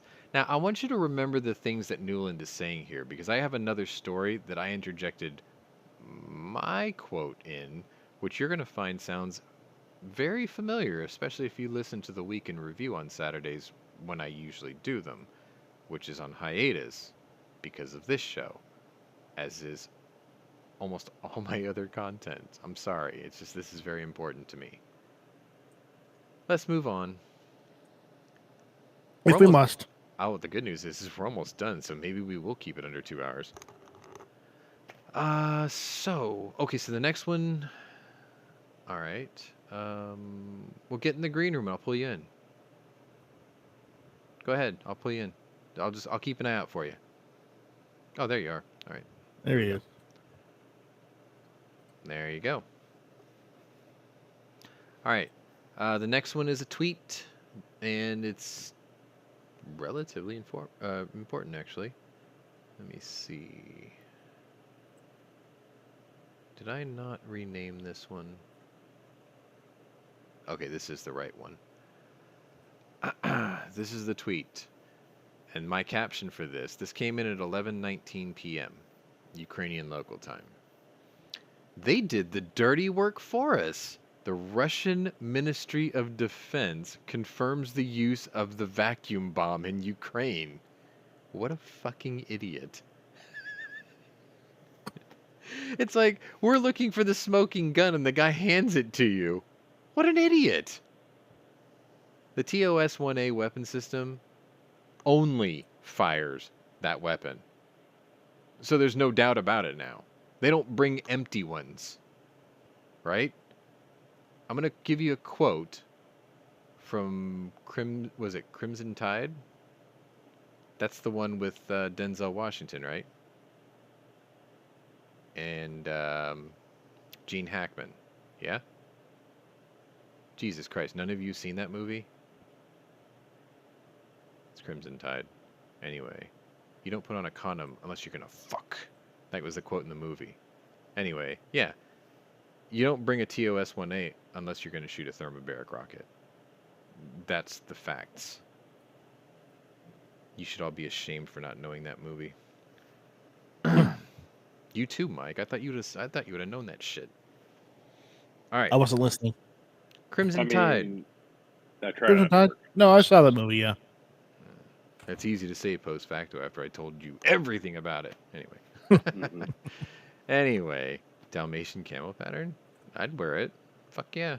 Oh, he's probably looking at that picture of the winter camo. Yeah. I like it. I think it's badass.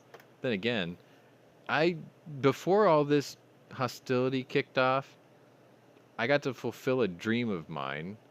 I don't even know if I should admit this. I got the sober winter uniform.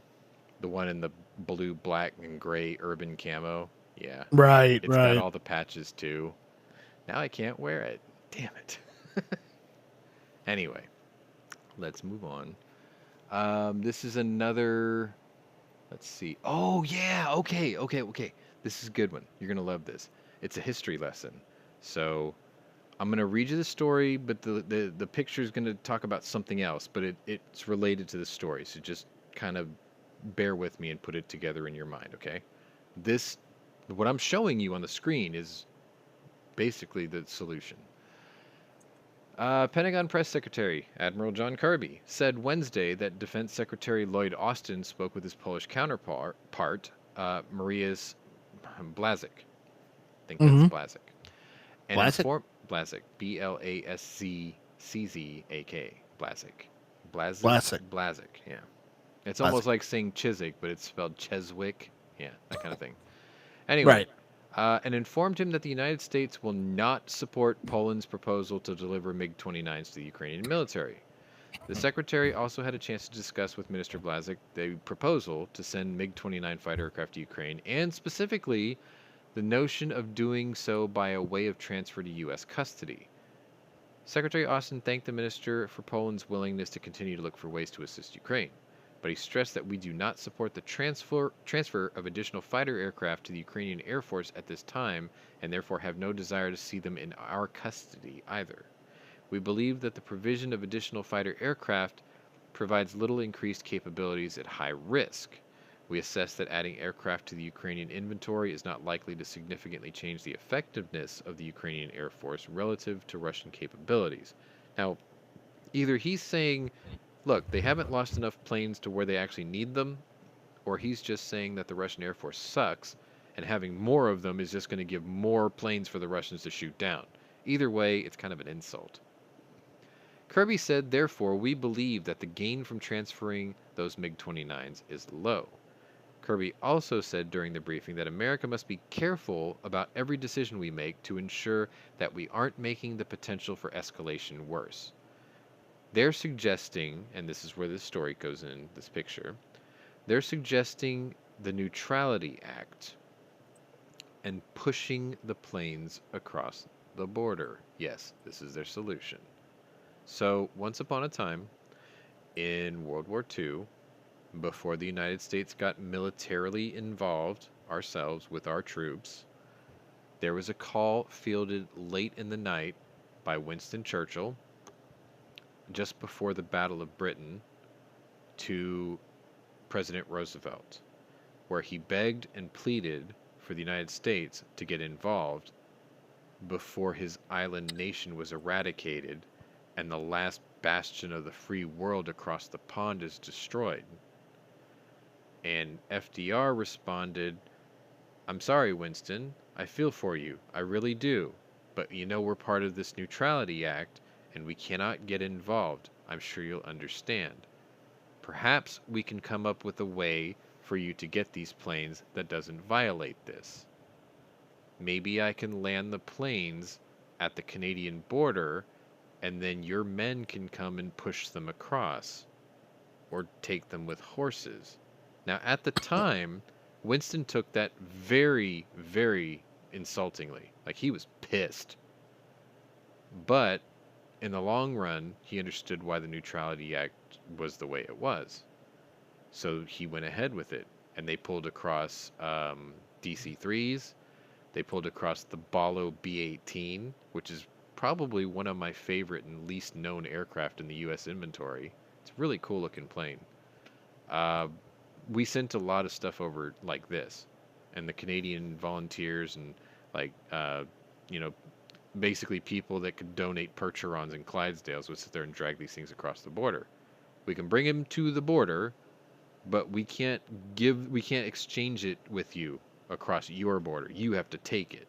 It's almost like that analogy I made earlier, where it's like, we'll land the planes on your airbase, and we'll, I know there's no such thing as keys on the jet, right? But it's like, we'll leave the keys in the ignition and just turn our back, and if they just happen to disappear because someone jumped in and took off, oh well, what happened? Oh my God, someone stole our MiG. Wink, right? That's kind of the approach. Well, now what they're suggesting is take the MiGs and land them on the highway at the border where all the refugees are coming in. I think the problem with that is the highway can't accommodate a landing, which is no bueno. So then the only other option is you're going to have to get a bunch of HGVs, or in American speak, semis. And you're going to have to get flatbed trailers, and you're going to have to make sure you clear all the roadways and hope they're wide enough so you don't have to dismantle the wings of the aircraft, put them on flatbeds, drive them to the border, and then you're going to have to bring a small crane to pick them up and gently pluck them on the ground. So then someone else can take it away. Or, then again, who's to say you don't just drive the truck with the plane on the trailer right to the border and then hop out and leave the keys in the ignition and just walk away from the truck and let them hop in the truck and take it with no license plates on it and with no Polish flags painted on the plane. Technically, I think you can do that too. And then as a stupid token gesture, report the truck stolen. Someone stole my truck. I don't know what happened. I was just driving with a MiG on the back, and it just disappeared at the border. I just hopped out to take a piss, and the next thing I know, it was gone. I didn't even see the smoke from the exhaust. Well, how long was your piss? I don't know, 2 hours? Anyway. Yeah. I don't know. It's just, I get why the Neutrality Act is the way it is, but it's such a bitch move. I mean, okay, this is opinion time, right? Why is it that the Russians can involve the armies of 3 other nations? The Belarusians, the Syrians. the Syrians, and the Chechens. Why can Technically, they? Chechnya is part of Russia, so technically. No, fuck that. 3 nations. Okay? 3 nations. And anytime any nation wants to help Ukraine, then the Russians are just like, if you do this, we'll call it an act of aggression. So we're like, sorry, we can't do that. And then we're like, okay, so we can't fly the planes over. Okay, how about we give you, how about we give you like a shitload of javelins? It's like Russia can just turn around the next day and go, if you give munitions, then we're going to declare war on you. Because technically it's the same thing, right? If I'm sending you jets, I'm declaring war on you because I'm giving you the weapons of war to destroy your weapons of war and your people. If I give them the javelins, I'm giving them the ability to kill your tanks and the people inside them. It's the same fucking thing. Well, So you're it's like- ignoring what Putin said the other day. What? He said that every country that has imposed sanctions on Russia has declared war. No, I know. Everything is a declaration of war. He's already said that. And every day he's going to come up with a new thing that's a declaration of war. And then basically that's the point. Well, what he's doing is he's telling you, you're already involved. You're just not admitting it yet. That's what he's saying. And he's saying it that way. And we're sitting there going, nuh-uh, we're not in it. You said we can't do this and we didn't do it. And then the next thing he changes, he's like, see, we're not doing that anymore, though. I don't know why I'm getting into, like, fucking halfway to Bullwinkle, but whatever. Well, all I have to say is, where is Moose and Squirrel? Come, Natasha, I have planned to kill moose and squirrel. Yeah, I know. How many stories do you have to go through next? I think I got, like, 3 left. Let me see. 1, 2, Alright. 3. Yeah, I think I got 3 left. Because I have to talk about something that's not off topic, basically. Is it part of the show, or do you want to do it off No, air? it's off topic. So is it off air? Off air, or you can tell it in here if you want, but I'd rather be off air. Okay. Yeah, we got like 3 go. Yeah. All right. So let's get through them then, because we might be able to make it to 2 hours only. That'd be great, right? You guys are cool That'd with be that? great. I Sure could you go to guys- bed. You could yeah. go to bed. Yeah, like I'm sure you guys got. You shit could to do. actually have your Fruit Loops on time this evening. Damn, I think I'm out of milk. Ah! All right, 4:27 Eastern Time. This is a post facto confirmation of a story of an event that happened slightly earlier, but this was a Washington, D.C. event, so here. House Speaker Nancy Pelosi said Wednesday that she had the great honor of speaking with Ukrainian President Volodymyr Zelensky on the phone for about 45 minutes. So as you can see, the timestamp is a couple hours, but it took a while for the confirmation of the news. She said that the two discussed Vladimir Putin's crimes against humanity as she referenced a maternity ward bombing. Yep, that was the news of the day. That's what they're going to talk about a lot of. They discussed his need for more planes and anti-missile weaponry.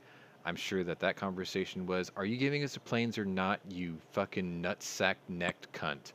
And she probably said no. And then she goes, but here's some thoughts and prayers and a couple of helmets. Oh, and maybe we'll give you a javelin or two, too. The call came as the House is trying to pass a spending bill that would include $13.6 billion in Ukrainian aid. They passed it. Yes, even more than the $10 billion that the White House previously requested. Zelensky also posted to social media about the call, thanking Pelosi for help countering aggression from Russia. I'm sure that he also very politely declined any ice cream from 4 of her $32,000 freezers, that decadent turkey-necked cunt. Can you tell I don't like her? I've noticed. You know, if I ever I run for don't like her public either. office, these videos are going to come back up and hit pieces. Well, if you don't delete them first. Nah. You pull a Hillary. I'll wear them with pride. It's fine. I don't have to like her. I'm running. If I was running, I'd be running against her. So, all right. So now we're getting into day 15. So 4:35 p.m. my time. I'm winding down my workday, and it's 12:35 a.m. Thursday in Ukraine. The White House on Wednesday warned that Russia could, quote, use chemical or biological weapons in Ukraine, or could create a false flag operation using them, after the Kremlin accused the U.S. of being involved in biological weapons research at Ukrainian labs. So if you remember earlier, we had the story about them accusing us, and now we're responding with, nuh-uh. The director of the Russian Military of Foreign Affairs Information and Press Department, Maria Vladimirovna Zakharova. See, I got it right this time. You got it right. Your Russian's getting better. It's getting better.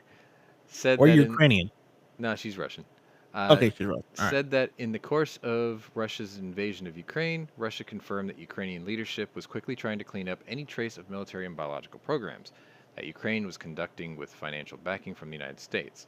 This echoed previous accusations that the Kremlin has made about Ukraine allegedly destroying samples of various pathogens. A spokesperson for the Ukrainian President Volodymyr Zelensky denied the allegations, according to Reuters. And a senior U.S. defense official called the claims laughable and said that they are part of a Russian disinformation campaign. Now, the reason I posted this story is because of that thing I told you earlier to remember. Preemptively accuse the other side of which you are guilty of or are about to be guilty of first. Now, if you're a regular on my week in review chats when we get into politics in the United States, especially on election years, you've heard me use that phrase a lot. I'll repeat it. Preemptively accuse the other side of which you are guilty of or are about to be guilty of first. Who do we know who does that? Russia. Oh, no. Oh, right. Democrats. That's the first page of the DNC playbook. Yeah. You know what the second page says in the DNC playbook? See, the Russians Blame everything on Trump. No. The second Oh no, page, that was the third page. No, there is no third page. There's only 2 pages. You got to remember, Democrats are stupid, feeble, little simple-minded things that have the attention span of goldfish. Like, even 2 pages is fucking hard for them. That's why they printed it on the back side of the first page to try to trick them thinking it was only 1 page. Uh-huh. Can you tell I don't like Democrats? You know, I might have heard that once. So yes. anyway, page 2 on the DNC playbook is, if page 1 fails, racist, sexist, homophobe, xenophobe, whatever a phobe, until the media can bury that person. That's all that is. All right. Oh, now I got 2 stories left. All right. So, 1:32 a.m. Thursday, Ukrainian time. And I think, yeah, I only got 1 picture left. It's the last story, and it's going to be a quick one. The United Nations has confirmed 1,424 civilian casualties in the Russia-Ukraine war, a figure that does not include those injured or killed on Wednesday. So that's going to be another updated statistic tomorrow. Now, these are confirmed kills from the United Nations. These aren't people on the ground. You know, those numbers from the Ukrainians are so much higher because they're the ones burying the bodies, right? And let's be fair, sometimes they're going to propagandize this and make it way worse than it is. But you don't gain anything by that. So anyway, the new numbers released Wednesday cover February 24th beginning at 4 a.m. to March 8th ending at midnight. But it is estimated that the true civilian toll is much greater, according to the UN's Human Rights Office. The report says that 516 people have been killed, including 37 children, and 908 injured as the war stretches into its 2nd week. Give me a second. I'm going to drag Squib in here and see if he can get his mic sorted out. And then we have the last story to get through. All right, so now he's in. All right, so my final story for you today, and then I'll let you guys, if you have anything you want to add before we conclude for the day. I got this picture of this miraculous-looking beast, who I swear, if a picture could make a sound, that picture's going. Yeah. Anyway, 5:38 p.m. Central Standard Time. I just got home from work. I grabbed a Sapporo Reserve and 6 friends of his. I was putting those things down like. Only 6? Well, I had 7, but they're not. Oh. They're like drinking Rolling Rocks. They have no effect on me. Right. So this little segment is called "Takes One to Know One." China is backing Russia's claims about U.S.-controlled biolabs. in Ukraine conducting biological military activities, accusations the White House and the Ukraine have both denied. The allegations came 2 weeks into Vladimir Putin's invasion of his smaller neighbor. According to data released by the U.S., it has 26 biolabs and other related facilities in Ukraine, over which the U.S. Department of Defense has absolute control. This came from Zhao Linjian. That's the guy right there. You probably mentioned or remember his name from an earlier story. He's a spokesman for China's foreign ministry, and he said this during a news conference in China on Tuesday. All dangerous pathogens in Ukraine must be stored in these labs, and all research activities are led by the U.S. side. Without U.S. approval, no information shall be released to the public. So he's basically telling the world what our policy is. And the only reason he knows what that policy is because we do it in his country. Because Dr. Fauci basically bankrolled the Wuhan biological weapons lab, didn't he? That monkey-eared, giant-nosed, arrogant little fuck who just mysteriously disappeared when the public was done pushing his shit back in for being an asshole. You notice that? He's gone. Vanished. Finito. Doesn't exist anymore. Maybe he's, I don't know, sniffing towels in the Wuhan lab right now. Alright, so for me, that's all the stories I have for you today because we have touched into day 15. But if any of you here in the panel had anything you wanted to add that I might have left out or that you found after these times, feel free. Yeah, why don't we screen share something real quick? What do you want? It's the Russian tank video, Which one is that? the one we didn't talk about. Oh, no, Flying- no. I can't do that. There's a reason. Why I'll tell not? you that off air. All right, But all right, trust me, I already saved that for tomorrow's thumbnail.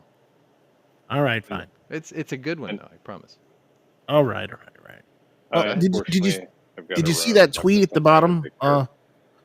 The one Scott the Al posted, the Kiev Independent.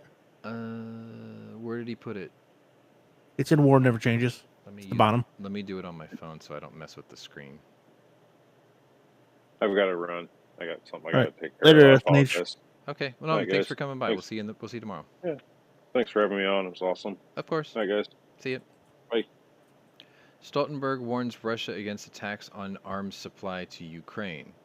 If there is any attack against any NATO country, NATO territory, that will trigger Article 5. Yeah, what about this? Like, we already know this. We know this. Yes. Well, no, I mean, the thing is he's warning Russia against attacks on arms supply, right? The thing is the Russians would not dare attack an arms supply until it crossed into Ukraine, right? So what's going to end up happening is that picture that I showed earlier with the horses pulling things across the border. The NATO will bring it right to the border and stop the truck. And then it's a matter of, like, I trust me, I don't know if this hair is splittable. So take this with a grain of salt. Do they have to push the truck across the street or across the border? Or can they just jump in, turn the key, and drive it themselves? You see what I'm saying? Well, no, I got this. Wait, no, okay? Listen, I'm being serious. This isn't a joke, okay?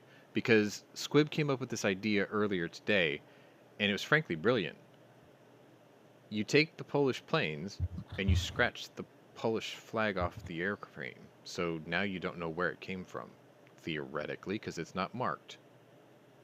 So if you take these trucks that have Polish MiGs on it, that just got aircraft strippers sprayed all over the flag and it's now gone, and it's just a bare, shiny aluminum body panel there, and then you take the truck and you drive it right up to the border and you key it off, and then you get out and you take the license plates off of it, and then you decide, I gotta go take a piss. Oh wait, I left the keys in the truck. It'll be fine. And then you walk away and you go take a piss and you come back 3 hours later and the truck's gone. The truck didn't have any markings on it. The plane didn't have any markings on it. And you can file a false police report saying your truck was stolen. And the Polish police will just be like, "Shh, your truck was stolen. Okay, we'll file that." It'll sound like this. Okay, sir, we wrote it down. We'll file this paperwork. Let me just... There we go. We just filed it for you. Thanks for calling. I hope that came through the mic. Yeah. Okay. Well, there's They also could- another joke. Go ahead, Squib.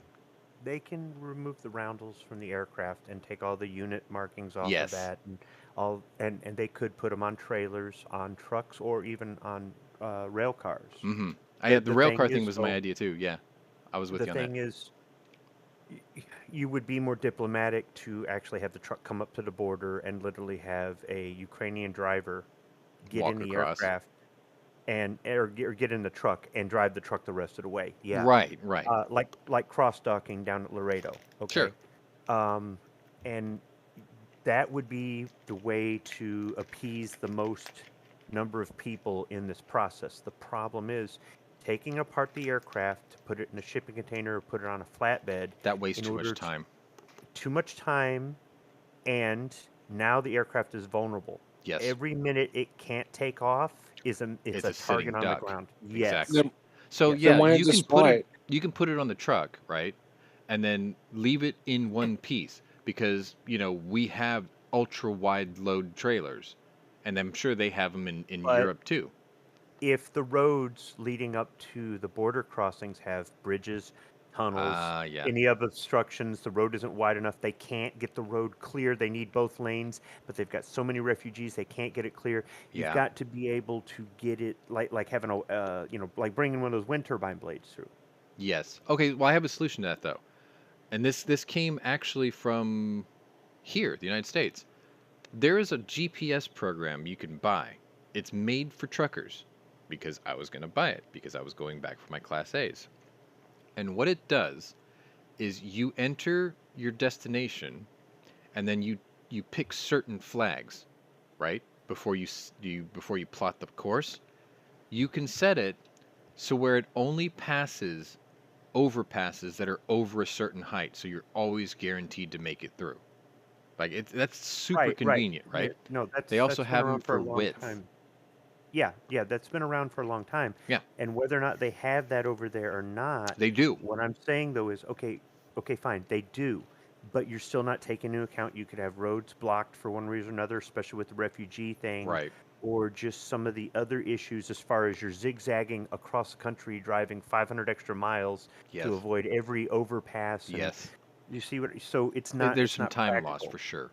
Now, the easiest thing for them to do is literally have Ukrainian pilots jump in a car, drive across the border, go to a Polish airfield that has enough takeoff and landing length for a Yes. MiG-29, and On get in unmarked planes.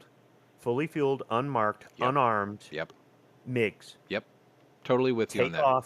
Take off, stay low, and land it at the nearest available airfield where, once again, you've got enough distance to take off and To land a arm it. MiG-29. And then at that point, you arm it, you mark it, you put your roundels on it, Yep. and now it is Ukrainian. But here's the problem. The EU, from what I heard, the EU said nobody flies in or out of Ukraine. Nobody. Well, of course, Russia doesn't give it because they're not in the EU. Right. The EU saying anybody who's in the EU that nation can't fly in or out of Ukraine. Now, I can't confirm that. I just heard that. If that's the case, then Poland is saying, look, we're in the EU and we can't do this because, this is what I think is screwed up, and it's starting to make me question some stuff going on, is Poland pulled a dick move. They said, hey, No, you did. I mentioned it earlier. We'll fly these to Rammstein and give them to the Americans. I and then know. you I can mentioned give them to it the- in that segment earlier. I credited you No. for that. That is a dick. It is and a because half it pushes move. the responsibility on us. Like So I what they're was saying with is- you on that. No. Polish- What he was. Go ahead. Well, the Polish are the closest to this. They have the most to lose if Ukraine falls, because now Russia's at their back gate, right? Sure. I mean, they got Belarus and all that, but still, it would behoove them not to be burning bridges right now. The only one that I know for a fact they're really worried about are the ones on the west side of Kyiv. Currently, I know what you're saying. They took out ones earlier, though. I meant. Oh, you mean geopolitically? Figurative Got bridges, it, not got it. literal bridges. Yes. So let me ask you this: the whole airspace is closed over Ukraine. I read something about that as well. And it's an EU mandate, right? Who's going to enforce it? You see what I'm saying? Like, every time there's a war, the belligerent nation never abides by the rules of the Hague or the Geneva Convention and stuff like that, right? So it's like, for once, the defender can break the rule. Who's going to stop them? So if the There's always- Poles, if the Poles said, "Come on over here and get the planes," they're Yeah. going to be fueled up and ready to go, and the Ukrainians goes, "All right, we'll do that," Right. and they did this, and the EU goes, "Hey, wait, you can't do that." And it's, well, what are you going to do? We're Who's going gonna- to fine you. There's not- You guys aren't. Nobody's going to make a no-fly zone. So what are you going to do? Right. Oh well, we'll try you for war crimes. Oh, like you're going to try Putin? Well, so no, if- you know what's going to It's be? not the. I know exactly what that's going to play out like. They're going to well, if the say, Poles- we're going to fine you. Oh, okay, well, what's the fine? €1. It's going to be a token gesture. Yeah, maybe, but I'm just saying if they're bold enough to say, "Hey, we'll put it in America's lap," no, be bold enough to go, "No, we're effing doing this." I But now think here's that's what it's the going to thing. go to. It's going to lead to that. No, the I- only one that's be backing them up besides the EU. What about Interpol? They're just What are criminal these police. They're not war criminal police. So now, if America at some point says we can't backfill the MiGs they gave up, which I don't know how many MiGs total it is, 28. 28? Yeah. Oh, geez. You yeah, gotta we can get remember- 28 F-16s. Well, you got to remember the Polish Air Force is mainly comprised of 28 MiG-29s and like 30-something Su-26s. Well, Here's the thing. I can see the United States government doing this. Okay, we'll give you F-16s. We're going to go to Davis-Monthan, and we're going to get you the old A and B models and refurb Oh, no, they them don't and want fly 'em freebies. over. They want to buy them. They'll buy They- more than they're giving away. Buy them? Yeah, they Yeah. offer to buy them. What dumbass isn't working this out? I mean, I would absolutely reject flying them into Rammstein, Yeah, but they want to buy they want to them? buy them. It's the Polish government. They want to update their military. What do you think? hold on just a second. Do we know exactly where the Russians are right now? Yeah, in Ukraine. Duh. Besides that, do we know what area? Well, they're in Belarus. Belarus. They're near in the Belarus area. They're near, Yes, obviously, they can just see surrounding the Greek they can and see Kiev. the northeast approach from Belarus. They're, if they're that's what also you're in parts of driving Africa at. and also in Syria. Okay, no, I'm talking about in Ukraine. You're thinking of like an end around, aren't you? Kind of swiggity swoogity enter them where the Russians aren't looking. That's what I'm getting at. The problem 'Cause- is they're looking everywhere. The No, only no. place they're not looking where you might be able to pull that off is you got to sneak them through the border of Moldova because they've already No, been there and they've already no. crossed over. How about no? Here's a crazy No, thought. what I'm thinking is, well, everybody's talking about Poland and everything, and we've got the misdirect on Poland. Yes. Why not go further south? You're thinking of a rope-a-dope. Going further south and getting them into from the southwest, like That's from like Moldova. say no, say like Hungary. Is there a Isn't border there? Hungary is Actually, a NATO no. nation. Wait. I know the Slovakia, answer to that. Hungary, I know and the answer to Romania are all NATO nations. I know the answer to that. Hungary and Romania, I think it is. If you're going to do that, you have to do it in a country that also fields MiG-29s. Only Yeah. 2 of the nations that you mentioned down there also do that. Most of the other ones have other planes. So even if you were to do that, it'd have to be a nation that had them. Sorry, Warsaw, So- go ahead. so? Romania and Hungary would be only close to. Yeah, okay. Romania or Hungary Yes, but might it has have to be a them. nation that shares a border with Ukraine as well. Well, if you look on the map, the bottom left corner of the Ukraine on the western side Yeah, borders 4 NATO nations: sure. Poland, Slovakia, Hungary, and Romania. Okay, and at that border crossing, is there a highway wide enough to have a fixed-wing aircraft on a trailer, or do you have to disassemble the plane and run into Squibb's nightmare scenario of having to take it apart and keep it vulnerable? You see, I just because think you there's could- border crossings doesn't mean that they're giant ones like we have in Mexico that people just walk across with impunity. They have trails. They have fucking, like, dirt paths and shit sometimes. They have fucking, like, goat trails and shit. I think you could probably get one across. Yes. Well, thinking about it and knowing how big the road is two different things. But Well, at least you're thinking about alternatives, and that's exactly what NATO should be doing, and that's exactly what Congress should be doing instead of saying no, no, no, no all the time. how about this? How about we just don't play the Russians game? See, fuck it, we're flying over these fucking borders, and we're going to help out the Ukrainians. Because then okay, And so fucking then nuclear we're warfare Russia directly starts involved. No, I'm attacking talking us. about. Then we're I'm directly talking about going involved. offense. Enough with fucking Putin. No, I know, you're right. And that's the thing. Like, that's what everyone's saying is you deal with a bully by giving him a black eye. The only thing that's different between then and now is nuclear weapons. Like I said, if they were a conventional weapon war only, if their arsenal had no nuclear weapons, if they never had them, don't you think You're we not would have... that stupid to fucking launch them. No, they're not, but the man in charge is. You see, He's not going to do that. He's a feeble 70-year-old man. Actually, which one of you guys were the ones who told me that Putin might actually be fighting cancer? Or was that Scott? That might have been Scott. Okay, if I'm going to try to corroborate the thing he told me, and if it's true, I'll put it on the show tomorrow. He said that he came across a story, and that people who were watching the latest interviews of Vladimir Putin and his facial changes, like the physical changes to his throat and his cheeks and his neck and everything, they're saying that he may have a form of cancer that attacks your lymph nodes. I forgot the name of it. But he might be terminal, and that's why he's like going scorched earth now to see it through before he dies. Because that's So this something is he his always dying wanted. wish, basically. Essentially.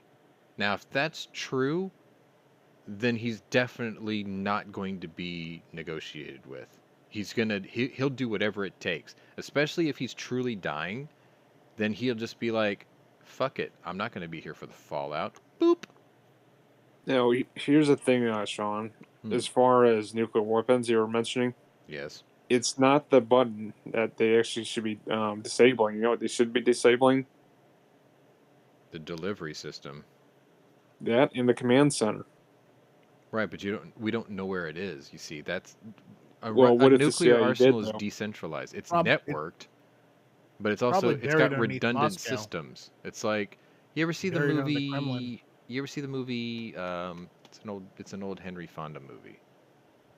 Failsafe, right? There are system redundancies for a doomsday weapon. There has to be. It's like the whole thing about having nuclear launch keys on a sub. There's two people with two keys, and there's a code and a locker and all. They have all these different contingencies, right? Even as backwards, as the brown-toothed barley oat eating fucking Slavic shitheads in Russia are. Okay, I said it. Sorry. They're just that right now. Anyway, even as bad as they might be thought of, right? They have these contingency plans as well, because in the event of a coup, they don't want one guy breaking through and just smashing the button, right? They need an army to get a certain number of things done, and there's a sequence. That's why it's called a firing sequence.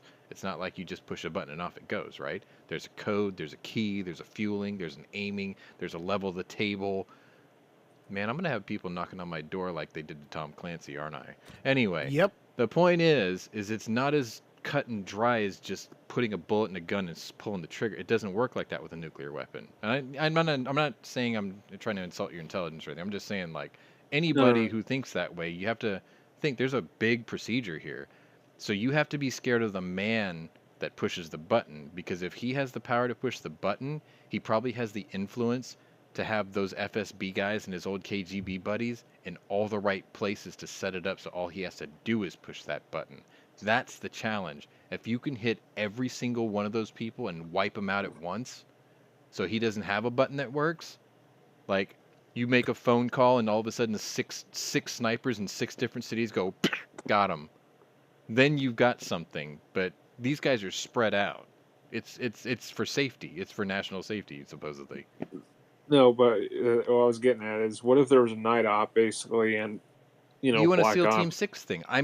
Listen, I'm sure that's been played out in someone's mind somewhere, but we don't know where he is. It's like, okay, you have the Duma, and he's also got a retreat somewhere, in quotes, in the Urals. He's probably Right. got more than one. It's like, think of Adolf Hitler's Eagle's Nest. And I'm not breaking Godwin's law here. I'm just saying the building, the Eagle's Nest, right? Mm-hmm. The bunker. Knowing Russia, for the president of Russia or the prime minister of Russia, there's not one. There's probably like 10. And you never know which one he's at. Because Russians are paranoid. Because Russians don't take a dump without a plan, son. Sorry, that's just another movie quote. Yeah, Tommy and it's not Thompson. like you're going to get a team in there and take out 500 Russian military guys and multiple security systems and Yeah, he's walls got and an army. doors and it's like The yeah. guy's paranoid, but he's still got an army to keep him safe. And then he still says, look, I got 500 of you guys, but stay 30 feet away from me.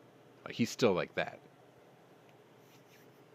I mean, So- you know, who's to say the Russians have been fucking doing this black ops in our country? And they're probably doing the same thing. Right. Oh, okay. I'll touch on this very lightly. That happens with the Chinese. Not the Russians. No. And that happens Because we've here. had spies in here.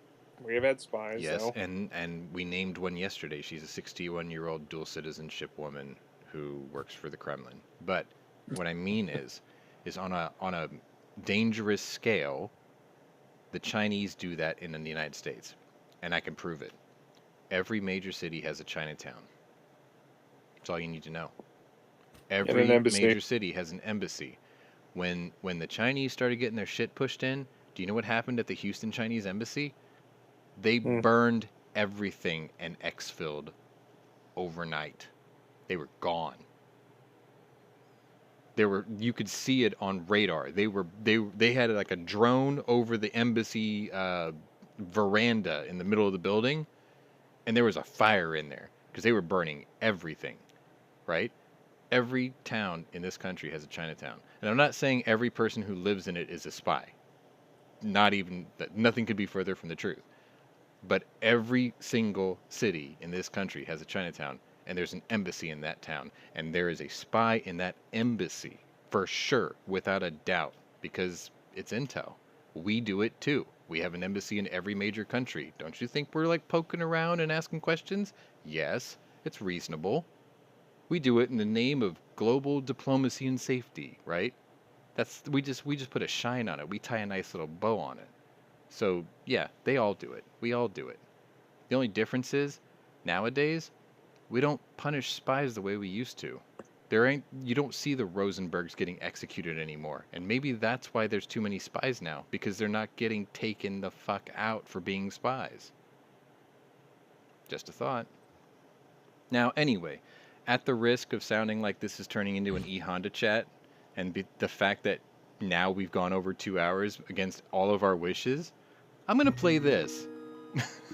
And I'm going to thank you all for taking the time with us out of your busy day and watch this and see all my pretty and barbaric war pictures today. This was The War Room, day 14, also known as 14 Days of Hell. And if you're new to my channel, welcome. But if you're a regular, welcome back. Either way, check out my other playlists and see if my other interests might be of interest to you. I promise, once this war is over, I'll go back to the regular programming. Yep. If you haven't told anybody about this yet, or you think they'd enjoy watching the show, share a link with them. And if you'd like to be a part of the show or share information, a link to my Discord's in the description below as well. So anyway, I want to thank you for watching, and we'll see you tomorrow for day 15 of The War Room.